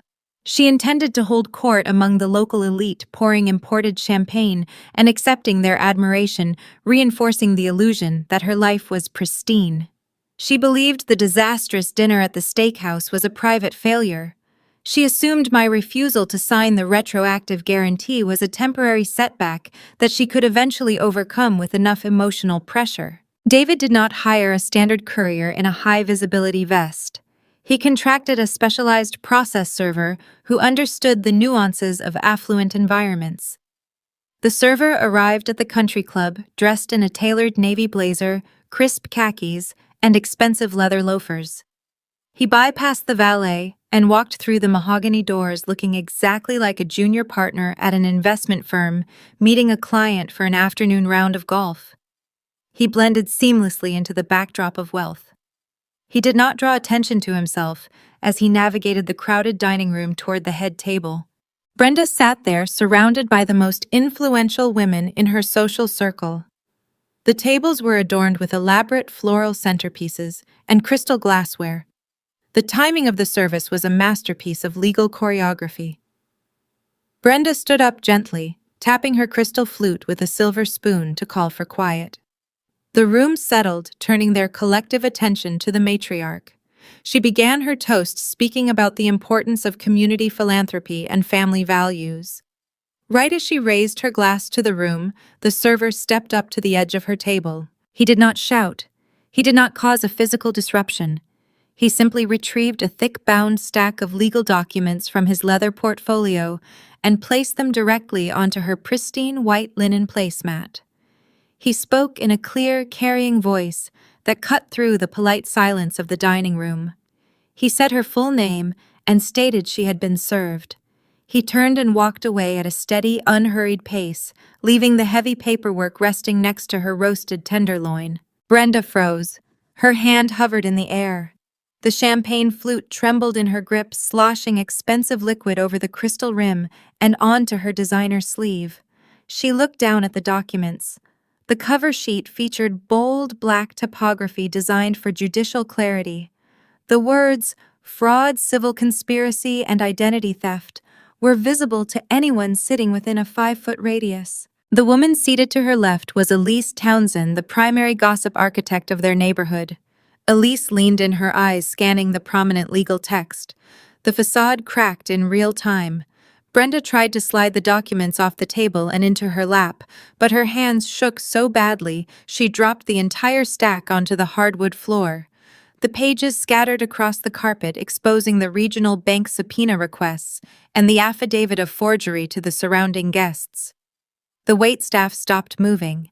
The entire dining room watched the matriarch of the spring luncheon scramble on her hands and knees to gather evidence of her own felony. The whispers started before the process server even reached the exit doors. The culture of keeping up with the Joneses is notoriously unforgiving to those exposed as frauds. The same women who had eagerly consumed Brenda's smear campaign against me the previous week now turned their predatory focus onto her. The news spread through text messages and hushed conversations in the powder room. By the time the luncheon dessert was served, the entire club knew Brenda Montgomery was facing a civil suit for stealing her own daughter's identity to fund her lifestyle. The societal collapse happened with terrifying speed. The gossip network that Brenda had weaponized to isolate me reversed its current, sweeping her and Harper into a tidal wave of social irrelevance. Wealthy communities tolerate bad behavior, but they do not tolerate financial insolvency coupled with public humiliation. The consequences manifested within hours. Harper's affluent friends began to distance themselves. They ghosted her text messages and removed her tags from their social media photos. The women who used to invite her to exclusive weekend brunches suddenly claimed their guest lists were full. The upscale boutiques in town where Harper used to browse for hours suddenly claimed they had no available fitting appointments. Her entire identity was tied to her perceived wealth, and without that armor, she became a pariah. The devastation extended to my father. Richard relied on the country club network to generate leads for his private consulting business. He built his career on a foundation of quiet respectability, using his wife's social events to secure lucrative contracts with other wealthy husbands. By Thursday morning, his associates stopped returning his calls. His golf partners canceled their standing weekend tea times, citing vague scheduling conflicts. The illusion of his respectable, stable life evaporated. The men he considered friends realized his entire household was funded by criminal deception, and they severed ties to avoid the taint of association. The family's greatest fear of sinking into social irrelevance became their daily reality. I observed this fallout from a distance. David called me on Wednesday afternoon to confirm the service was successful and that the scene had unfolded exactly as we anticipated. I did not log on to social media to gloat over their demise. I did not drive past their house to watch them suffer the consequences of their public shaming. I sat at my desk in Arlington reviewing a client portfolio and felt a profound, chilling peace. I felt no joy in their destruction. Joy implies a personal victory or an emotional triumph over a rival. What I experienced was the cold, clinical satisfaction of an auditor finalizing a report. The corrupt ledger was closed. The fraudulent accounts were balanced by the weight of consequence. The legal response had spoken louder than any suburban rumor ever could. The stage was now perfectly set for the formal deposition where they would be forced to answer for their crimes under oath in a sterile room entirely stripped of their social armor. The conference room at the law firm possessed the sterile, unforgiving atmosphere of a surgical theater. Floor-to-ceiling windows offered a sweeping view of downtown Washington, but the interior remained anchored by a heavy oak table and the rhythmic mechanical click of a court reporter typing on a stenography machine. The legal environment strips away the artificial insulation of suburban wealth. There are no floral centerpieces to hide behind. There is no imported wine to soften the edges of reality. There is only the sworn oath, the transcript, and the evidence. Brenda Harper and Richard sat on the opposite side of the table, flanked by a defense attorney they had scrambled to hire over the weekend. Their posture told a story of profound defeat. Harper wore a subdued charcoal dress stripped of her usual flashy accessories, her spine rigid with unfamiliar anxiety. Brenda maintained a stiff, fragile mask of composure, though her hands trembled whenever she reached for her glass of ice water. Richard sat at the far end, gazing blankly at the legal pads, a silent passenger in a vehicle that had finally crashed. I sat next to David, my manila folder resting squarely in front of me. I felt no fear. I felt the crisp, cold focus of a professional ready to close the books on a corrupted enterprise. David commenced the proceedings by calling Harper to testify. The court reporter administered the oath. Harper raised her right hand, her voice shaking as she swore to tell the truth.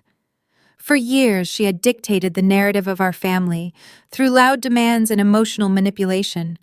Under the fluorescent lights of the deposition room, her usual tactics were rendered useless. David did not raise his voice. He weaponized paper. He slid a copy of the regional bank ledger across the oak table, highlighting the transfer of $40,000 to the luxury automotive dealership. He asked Harper to identify the source of the funds used to secure her imported vehicle. Harper attempted to deflect, defaulting to the defensive strategies she used at country club luncheons. She talked about her stress, her career transitions, and how family members are supposed to support each other during difficult periods. David let her speak for 2 minutes before cutting through her monologue with clinical precision. He reminded her she was under oath and repeated the question, requiring a simple affirmative or negative response. The pressure cracked her facade. Stripped of her ability to weave a sympathetic narrative, Harper resorted to the raw, unfiltered entitlement that defined her worldview. She gestured toward me with a trembling hand, her voice pitching upward in desperate frustration. "She did not even need the money," Harper blurted out, her words captured forever by the clicking stenography machine. "She just sits in her apartment looking at spreadsheets all day. She has no children. She has no social obligations. I needed a reliable vehicle for my daughter. We were just borrowing the equity until my next business venture took off. It is not fair that she hoards her income while we struggle to maintain our standard of living." The silence that followed her statement was heavy and profound. Harper had just confessed to the underlying motive of the theft on the official legal record. She justified bank fraud by arguing that my financial stability was a communal asset she had a right to plunder. David did not gloat. He simply nodded to the court reporter to ensure the statement was logged, then dismissed Harper from the hot seat. Brenda was called next. She adjusted her posture, attempting to summon the commanding presence she wielded at charity galas. She greeted David with a tight, artificial smile, trying to establish a rapport. David remained impervious to her charm. He placed the forged loan origination document on the table, pointing to the signature on page 14. He then placed my flight manifest and hotel receipt from the Chicago Financial Summit right beside it. "Mrs. Montgomery," David began, his tone even and relentless. "The records show you executed this document in Virginia on May the 12th. The travel records show your daughter was 800 miles away. Did you forge Sloane's signature to secure this $120,000 line of credit?" Brenda tightened her jaw.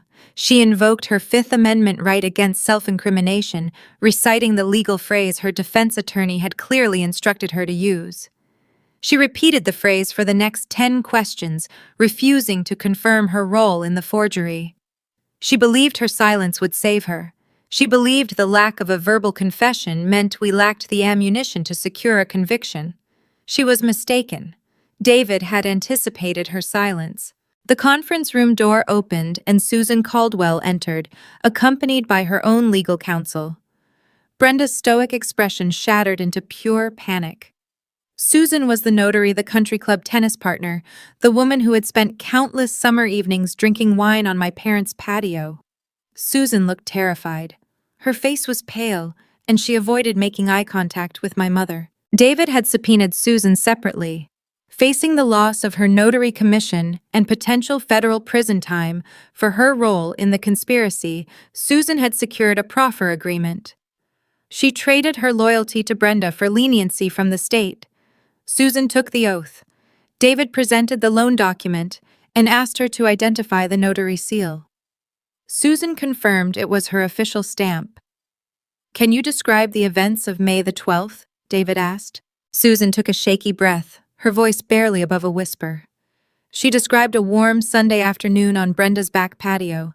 They were drinking mimosas. Brenda brought out a stack of banking paperwork and a yellow legal pad. Susan testified that she watched Brenda practice tracing my signature multiple times on the legal pad until she perfected the loops and angles. "Brenda told me it was just a technicality." Susan wept, tears spilling onto her silk blouse. "She said Sloane was out of town on business and they needed the paperwork rushed to secure a better interest rate.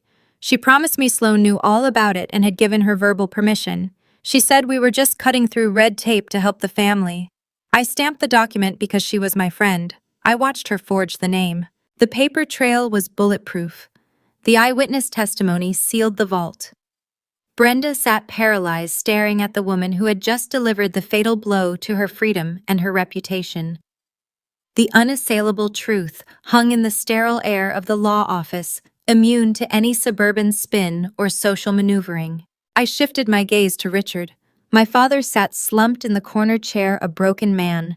For 30 years he had enabled Brenda's vanity, choosing the quiet comfort of his study over the difficult task of confronting her reckless spending. He had convinced himself that their lifestyle was a harmless illusion. Listening to Susan confess under oath, Richard finally saw the monstrous reality of the environment he had helped cultivate. The luxury cars, the premium steaks, the country club memberships, they were all purchased with the stolen identity of his youngest child. He buried his face in his hands, shrinking into a small, frightened figure. I sat across the table, composed and unbothered. The anxiety that had plagued my youth was entirely gone. For decades, these people terrified me. They convinced me that I owed them my compliance, my paycheck, and my peace of mind. Now stripped of their social armor and forced to answer to the law, they were nothing more than common criminals caught in a transparent scheme. The deposition proved that their entire existence was built on stolen leverage. The financial guillotine had dropped, severing their access to the funds they desperately needed. The quiet administrative competence I honed in my career was the ultimate weapon that brought their house of cards crashing down. The legal record was closed. The only remaining item on the timeline was the impending weekend when the ultimate consequence of their frozen accounts would arrive on the doorstep of the most important social event of their year. The financial dispute I initiated on Tuesday evening carried a delayed fuse. In the banking sector, a chargeback does not notify the merchant instantaneously. The automated clearinghouse requires a processing window to claw back the funds, reverse the ledger entry, and issue a formal notification to the vendor. That notification reached the billing department of the Crystal Pavilion on Thursday afternoon, exactly 48 hours before my niece was scheduled to walk into their ballroom. The event coordinator placed a call to Harper. I did not need to be in the room to know how that conversation unfolded. In the upscale event industry, a retracted deposit constitutes a breach of contract. The coordinator informed my sister that the initial payment had vanished from their accounts. They required a replacement credit card on file or a direct wire transfer by close of business, or they would release the room to another client. Harper deployed her usual tactics. She likely offered charming excuses, blamed a clerical banking error, and promised the funds would arrive by morning. The coordinator remained unimpressed. Elite venues in McLean do not operate on charm. They operate on cleared currency. Harper reached for her wallet, but every piece of plastic she carried was dead. The emergency line I froze remained inaccessible. The joint checking account was locked. The fraudulent equity line, the secret reservoir that funded her entire lifestyle, was frozen by the fraud department pending a federal investigation. She had zero liquidity. By 5 o'clock on Thursday, the venue officially canceled the reservation. The ballroom went dark. The white silk drapery would hang for a different family. In the suburban luxury market, independent vendors communicate. The ecosystem is small and highly interconnected. When a premier venue cancels a weekend booking due to non-payment, the news travels to the secondary contractors before the dinner hour. The domino effect triggered a cascade of professional panic. The caterer, anticipating a final headcount and a final payment, demanded their outstanding balance up front. The florist, who had already sourced rare orchids and imported hydrangeas, refused to load the delivery vans without a confirmed credit authorization. The hired photographer and the local disc jockey requested immediate cash transfers. The most poetic casualty was the cake. The baker tasked with sculpting the $900 Parisian chateau halted production immediately. The fondant remained unrolled. The intricate tiers remained unassembled. The vendors terminated their agreements one by one, keeping the small, non-refundable retainers Harper had initially provided to secure their dates. They severed their professional ties, refusing to extend credit to a woman whose financial foundation had just crumbled. Faced with the total failure of the event, a rational person would cancel the celebration and offer a sincere apology to their daughter. Harper was not a rational person. She was a product of a culture that prioritized optics above sanity. Canceling the gathering meant admitting defeat to the most judgmental women in her social circle. She had mailed the gold foil invitations weeks ago. The guest list included the daughters of defense contractors, surgeons, and local politicians. If she called off the event, the rumors would accelerate. She chose a desperate alternative. She relocated the function to her own property. Hosting a formal coming-of-age event in a McLean backyard is the ultimate nightmare for a status-obsessed mother. The spatial reality of her property could not support the illusion she had promised. Her lawn suffered from patchy grass and neglected landscaping. The patio furniture showed signs of weathering. The least luxury SUV parked in the driveway sat there as a hollow prop, mocking the grim reality unfolding behind the house. The humidity of a Virginia evening promised to ruin hair and makeup, an element a climate-controlled ballroom would have effortlessly prevented. On Saturday evening, the guests arrived expecting crystal chandeliers and valet parking. They found folding chairs and grocery store catering trays. The teenagers, clad in expensive formal wear, stood awkwardly on the uneven turf. The mothers who dropped them off lingered just long enough to survey the wreckage. Harper navigated the yard wearing a rigid, frantic smile, offering convoluted excuses about a sudden scheduling conflict at the country club. Nobody believed her. The guests exchanged knowing glances. The pity in their eyes was palpable, and in my sister's world, pity is a toxic substance. The gathering was not a celebration. It was a live viewing of a social execution. I did not attend the backyard gathering. I did not log onto social media to monitor the disaster. When the sun rose on Saturday morning, I packed a canvas backpack, filled a steel water bottle, and drove west toward the Shenandoah Valley. I traded the suffocating atmosphere of Northern Virginia for the quiet elevation of the Blue Ridge Mountains. The drive offered a steady ascent into a landscape that did not care about designer labels or country club memberships. I parked at the trailhead, secured my vehicle, and began the hike. The physical exertion demanded my focus. The air smelled of damp earth and pine needles. The gravel crunched under my boots, providing a steady grounding rhythm that replaced the chaotic noise of my family's demands. With every mile of elevation gained, the invisible weight I had carried for 3 decades grew lighter. I turned my cellular device off. I did not need to see the uploaded photos of the sad suburban lawn. I did not need to read frantic text messages from extended relatives wondering why I was absent. I already knew the arithmetic of the situation. The initial demand for $7,900 had initiated a chain reaction that resulted in a zero balance across their entire lives.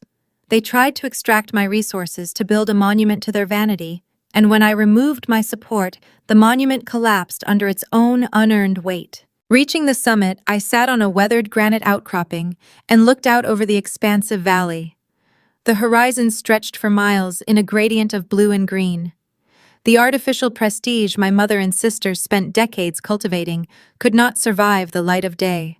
A lifestyle built on financial abuse and forged signatures requires darkness to thrive. I had simply turned on the lights, exposing the rot hidden within the framing. The collapse of the event symbolized the final death of their influence over me. I spent the afternoon descending the trail, feeling a profound sense of closure. The quiet rhythm of the forest felt like the exact opposite of a crowded, anxious dining room.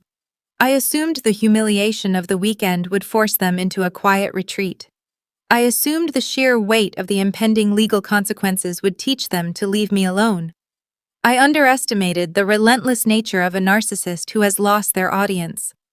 The failure of the party did not teach Brenda a lesson in humility. It pushed her toward a desperate final gamble, bringing the conflict directly to my front door. I returned to Arlington on Sunday evening, carrying the distinct quiet of the Shenandoah Valley in my bones. My apartment smelled of clean linen and hardwood floor polish. I dropped my canvas backpack by the entryway, removed my hiking boots, and began unpacking my gear with measured, deliberate movements. The rhythm of a solitary routine felt grounding. I had spent the weekend untethered from the chaos I orchestrated, allowing the legal and social consequences to detonate far away from my immediate radius.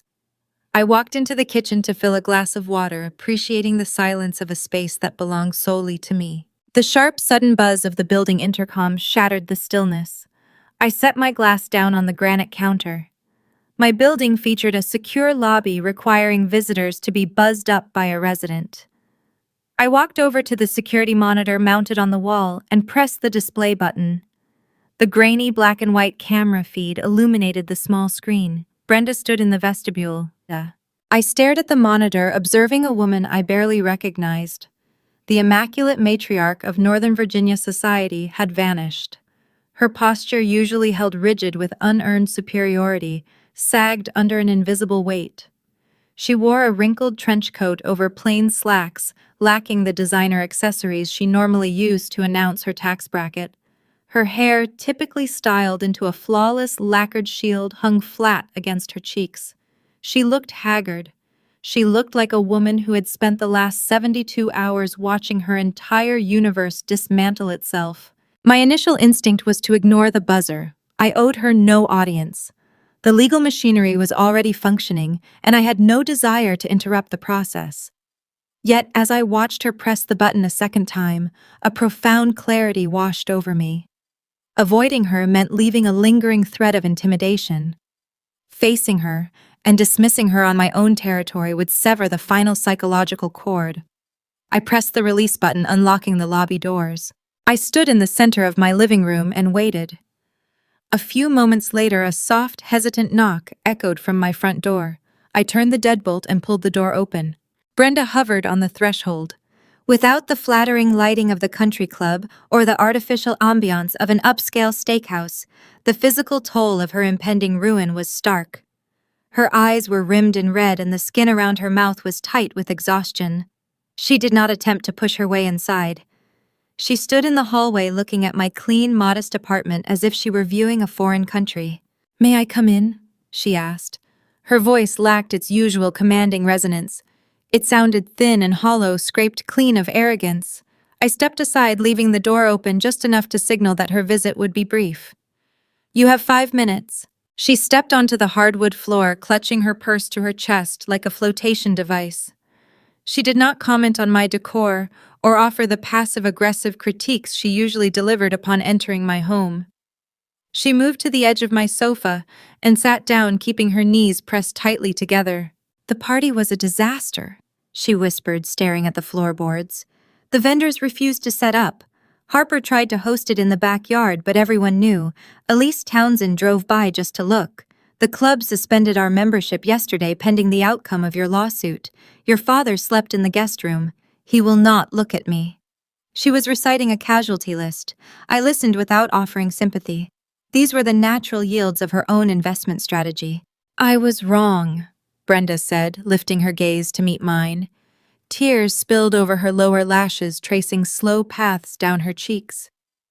These were not the manufactured tears she deployed during negotiations.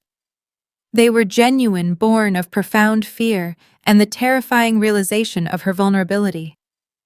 I see it now, Sloane. I see everything. I spent my whole life chasing a standard that did not matter, and I broke my own family to do it. I treated you terribly. I remained standing, keeping a measured distance between us.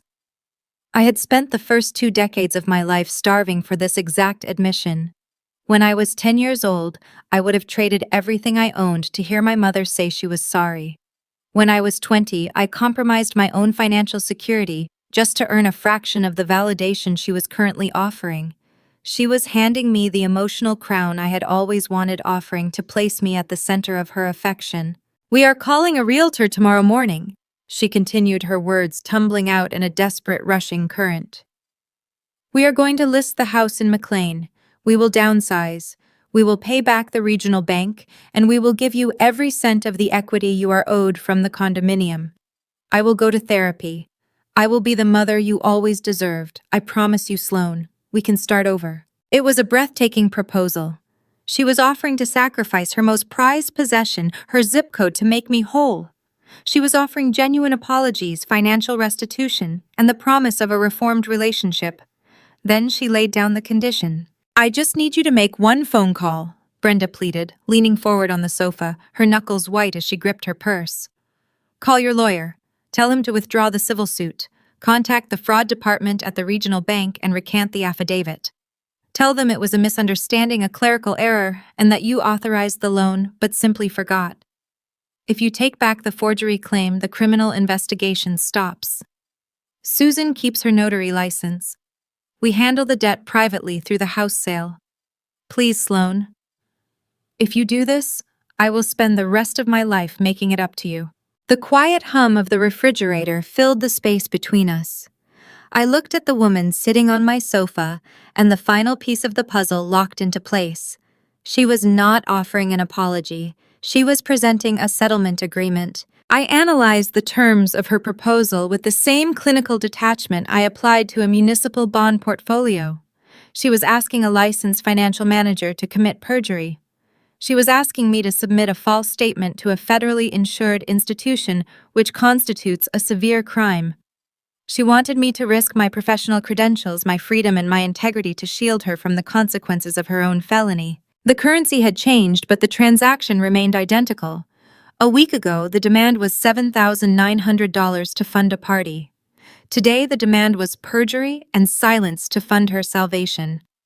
She was still trying to purchase my compliance, only this time the price was my legal standing. I viewed her tears not as sorrow, but as leverage. She assumed that my childhood desire for a loving mother would cloud my judgment. She believed that buying my affection with an overdue apology would prove a profitable investment for her survival. "No," I said. The single syllable dropped into the room cold and absolute. Brenda stopped crying. The sudden cessation of her tears revealed the underlying calculation. Her eyes widened, searching my face for a hesitation that did not exist. "Sloane, I am begging you," she whispered, her voice fracturing. "If you do not recant the affidavit, they will indict me. I could go to prison. I will lose everything." "You already lost it," I replied, maintaining my steady, unhurried cadence. "You are asking me to commit a federal crime to cover up your federal crime. You are asking me to destroy my career and risk my own freedom so you can avoid accountability. You brought a fraudulent ledger into my home and expected me to balance it for you." I took a slow step toward the open door, signaling that the meeting had concluded. "You do not want a daughter," I told her, my voice carrying the finality of a gavel striking wood. "You want an accomplice. I am neither." Brenda stared at me, her mouth parting, but no words emerged. The last remaining illusion of her authority vanished. She realized she possessed nothing I wanted. The apologies held zero market value. The promise of a reformed mother arrived decades too late. She could not bribe a woman who had already secured her own independence. She stood up from the sofa. Her movements were slow, burdened by the realization that her fate was sealed. She did not attempt to argue or launch a final barrage of threats. The energy required to sustain her vanity had been depleted. She walked past me, her gaze fixed on the floor, and stepped out into the hallway. I did not wait for her to reach the elevator. I placed my hand on the heavy wood of the door and pushed it shut. The brass deadbolt engaged with a loud metallic click. I stood in my entryway listening to her footsteps fade down the corridor. I felt no regret. I felt only the profound, unshakable peace of a perimeter secured and a ledger permanently closed. The administrative gears of the regional bank turned with a deliberate, unfeeling speed. Once their internal fraud department reviewed the affidavit, the certified alibi, and the sworn deposition from Susan Caldwell, the institution made a swift calculation. Banks do not defend forged paper. They cut their losses and mitigate their exposure. On a Tuesday morning, a formal letter arrived in my mailbox on heavy watermarked paper. The document stated that my name had been severed from the $120,000 home equity line of credit. The liability was wiped from my credit profile, erasing the fraudulent debt as if it had never existed. The state prosecutor, armed with Susan's testimony and the undeniable paper trail David compiled, prepared to press formal charges against my mother. Facing the severe reality of a federal indictment and potential prison time, Brenda's defense attorney brokered a plea agreement. The terms were harsh and unforgiving, requiring full financial restitution to the bank, in exchange for avoiding a lengthy incarceration. Brenda was stripped of her notary commission and sentenced to a significant term of supervised probation. The legal record became a permanent stain on her identity, an official ruling that shattered her carefully manicured reputation. To satisfy the court and repay the stolen funds, Richard was forced to list the McLean house. He could no longer hide in his study and pretend the finances were stable. The sale was a public, humiliating affair. The property, once the crown jewel of Brenda's suburban prestige, hit the market at a reduced price for a quick closing. Neighbors who used to attend their lavish holiday parties now drove past the prominent for sale sign, whispering about the sudden downfall. Moving trucks arrived on a rainy Thursday, hauling away decades of accumulated luxury items. They relocated to a small 2-bedroom apartment in a nondescript development far outside the Beltway, trading their vaulted ceilings for thin walls and a shared parking lot. The geographic demotion finalized their social exile. In Northern Virginia, your zip code operates as your social passport. Without the McLean address, Brenda and Harper lost their access to the elite circles they had worshipped. The country club formally revoked their membership, citing the morality clause in their bylaws. Elise Townsend and the other neighborhood wives severed all contact, treating my mother like a cautionary tale. When Brenda encountered former acquaintances at the grocery store, they turned their shopping carts down different aisles to avoid acknowledging her presence. The isolation they had attempted to inflict upon me now served as their permanent reality. Harper faced her own structural collapse.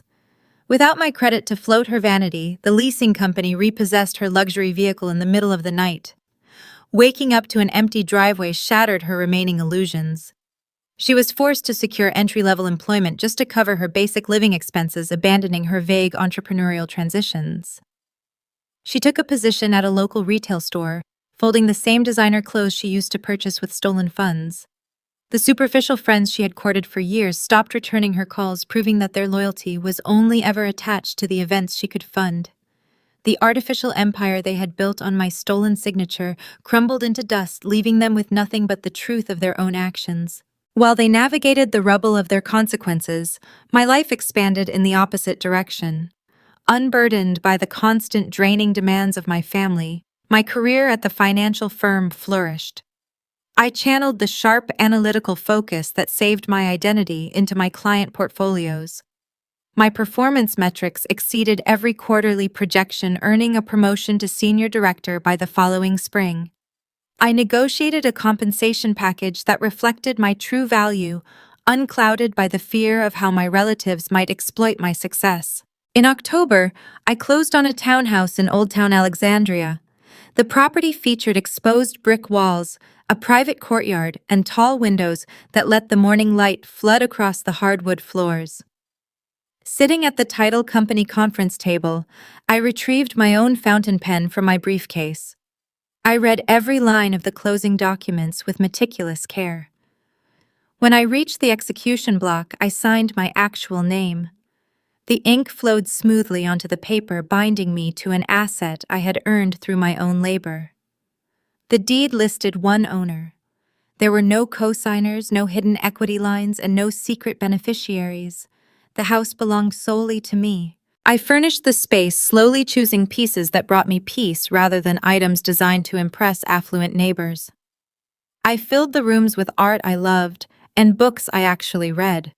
I began hosting intimate dinners for my colleagues and a close circle of friends. This chosen family respected my boundaries. They did not expect me to subsidize their lives or apologize for my success. When the holidays arrived, we shared meals filled with genuine laughter and mutual support, replacing the tense performative gatherings of my past. I learned that healthy relationships operate on a foundation of mutual respect, not transactional guilt. The entire ordeal reshaped my understanding of conditional love and financial abuse. For 30 years, my mother and sister treated my boundaries as suggestions and my income as their personal endowment. They operated under the assumption that a quiet, compliant daughter would always yield to the loudest demands in the room. They viewed me as a mere utility, a mechanism to absorb their mistakes and fund their illusions. They tried to treat me like a wasted space on a spreadsheet, assuming I would simply accept the negative balance they assigned to my life. They made a critical error in their assessment. They forgot that I was the one writing the formulas. When you spend your life managing ledgers, you learn that numbers contain no emotion. They provide a stark, undeniable reflection of reality. My family attempted to use emotion to obscure the math, leveraging shame and familial duty to commit fraud. I stripped the emotion away and let the paperwork speak on my behalf. I did not need to shout, stage public tantrums, or post desperate pleas on the internet. I merely gathered the receipts, organized the evidence, and allowed the administrative machinery of the law to dismantle their deception. It is a quiet Tuesday evening in Alexandria. Rain taps gently against the tall windows of my study. I sit at my desk, illuminated by the warm glow of a brass lamp. A fresh cup of herbal tea rests on a coaster to my right. I open my personal financial ledger, reviewing the clean, honest rows of data. The assets are secure. The liabilities are manageable. The margins reflect a life built on integrity and hard work. My cell phone sits face up on the corner of the desk. The screen is dark. The device remains silent. There are no frantic text messages demanding wire transfers. There are no voicemails filled with tearful manipulation. The toxic noise that defined my youth has been permanently muted. I close the ledger and take a sip of my tea, savoring the profound stillness of the room. The silence is not lonely. It is the sound of a perimeter secured. It is the sound of a woman who recognized her own worth and refused to let anyone else dictate the appraisal. The quietest person in the room can indeed bring down the loudest abusers simply by refusing to play their game and letting the paperwork do the talking. The dust settles, and what remains is a ledger. Not merely a record of dollars and cents, but a permanent accounting of generational debts and the quiet, often devastating ways we raise our children. Looking back at the ruins of a family that traded its soul for a McLean zip code, a chilling portrait of modern American suburban life emerges. It forces us to ask a fundamental question regarding the true inheritance we leave behind. We often operate under the assumption that we are building a legacy by accumulating prestige, securing luxury vehicles, and maintaining elite club memberships. We curate a flawless image for the neighborhood, treating our children as extensions of our own vanity. But the architecture of a family requires a foundation much deeper than social currency. When the mortar is made of deceit, the entire structure eventually collapses under its own weight. Consider the phenomenon of maintaining appearances, a pathology that infects affluent enclaves across the country. The drive to mirror or surpass a neighbor's lifestyle becomes an exhausting, silent war. A mother places the importance of a designer label or a catered ballroom event above basic honesty. In doing so, she teaches her children a dangerous lesson. She teaches them that human value is a commodity priced daily by the watchful, judgmental eyes of the community. A lavish coming-of-age party funded by stolen identity and hidden equity lines ceases to be a celebration of youth. It transforms into a monument to insecurity. When parents prioritize a pristine facade over internal peace, they raise children who view themselves as products on a shelf, desperate for external validation. True honor does not require a crystal chandelier or a valet service. A family that thrives in quiet authenticity, content with what they honestly earn, will always outlast one built on the fragile architecture of borrowed prestige. This obsession with optics breeds a specific type of poison within the walls of a home. It weaponizes favoritism, dividing siblings into rigid, destructive roles. The dynamic of the pampered favorite and the burdened caretaker represents a profound failure of parental duty. One child is shielded from every consequence, their mistakes continually absorbed and excused. Love devolves into a transactional arrangement. The favored child learns that accountability is a burden meant for other people. They grow into an adult who believes the world exists merely to service their desires, expecting bailouts as a birthright. Conversely, the burdened child learns that their only value lies in their utility. Forcing one sibling to sacrifice their boundaries, their credit score, and their peace of mind to subsidize the recklessness of another does not foster familial loyalty. It severs the bloodline entirely. True affection cannot be extracted through guilt, and a sibling bond cannot survive when it is treated as a financial resource. Yet this toxic machinery cannot operate without a silent partner. The father who sits at the end of the dining table studying his plate, while his wife manipulates the accounts, represents a profound failure of protection. Choosing to look away to preserve a superficial peace is not an act of diplomacy. It is an act of complicity. A parent who tolerates financial abuse within their own household becomes an active participant in the destruction of their children. Educating a family requires the courage to confront uncomfortable truths. Protecting a child means possessing the fortitude to say no, even when the truth threatens to disrupt the quiet routine of a Sunday evening. A father who refuses to correct a wrong out of sheer convenience teaches his children that justice is optional, provided you can ignore the damage. When the inevitable collapse occurs, the stark difference in preparation becomes evident. A child raised on entitlement steps into adulthood, believing privilege is a permanent fixture tethered to a family name or a geographical location. They enter the world fundamentally unarmed, lacking the tools to navigate hardship. Conversely, a child who learns to navigate reality without a safety net equips themselves with the tools of survival.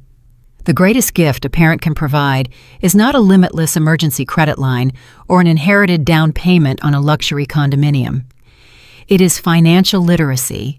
It is the resilience to face a deficit and the discipline to build an honest surplus. When the artificial safety nets vanish and the creditors call the child invested in the illusion crumbles, the child who learned to stand on their own 2 feet armed with quiet competence remains standing. This reality forces a redefinition of traditional family values. Too often the word family is deployed as a shield to deflect accountability. Phrases insisting that relatives must always protect their own become coded demands for unconditional submission. It is a distortion of loyalty used to justify covering up moral failings or actual crimes. A truly traditional healthy family structure is built on the bedrock of transparency, personal responsibility, and rigid boundaries. Loving a child does not mean becoming an accomplice to their deceit. A functional home is a place where members hold each other to the highest standard of integrity rather than teaching each other how to evade the law. It is an environment where love is given freely, not leveraged as a bargaining chip to secure a forged signature. The unraveling of a suburban dynasty rarely begins with a grand cinematic explosion. It starts with a small, quiet lie told across a kitchen island. It starts the first time someone decides the truth is too inconvenient to acknowledge. We are all writing a ledger with the choices we make, the behaviors we tolerate, and the lessons we instill in the people looking up to us. If you found a piece of your own history in this narrative, if you have ever had to draw a hard line to protect your own peace against the people who were supposed to protect you, you belong here. Follow Orange Vengeance for more stories where quiet resilience reclaims the narrative and the truth finds its way to the light. Look closely at the dynamics unfolding in your own living room tonight. Observe the roles assigned, the unspoken rules governing the dinner conversation, and the secrets swept under the rug to maintain the perfect portrait. When the lights go out and the audience leaves what remains of the foundation you are building, the answer is already there, waiting in the silence.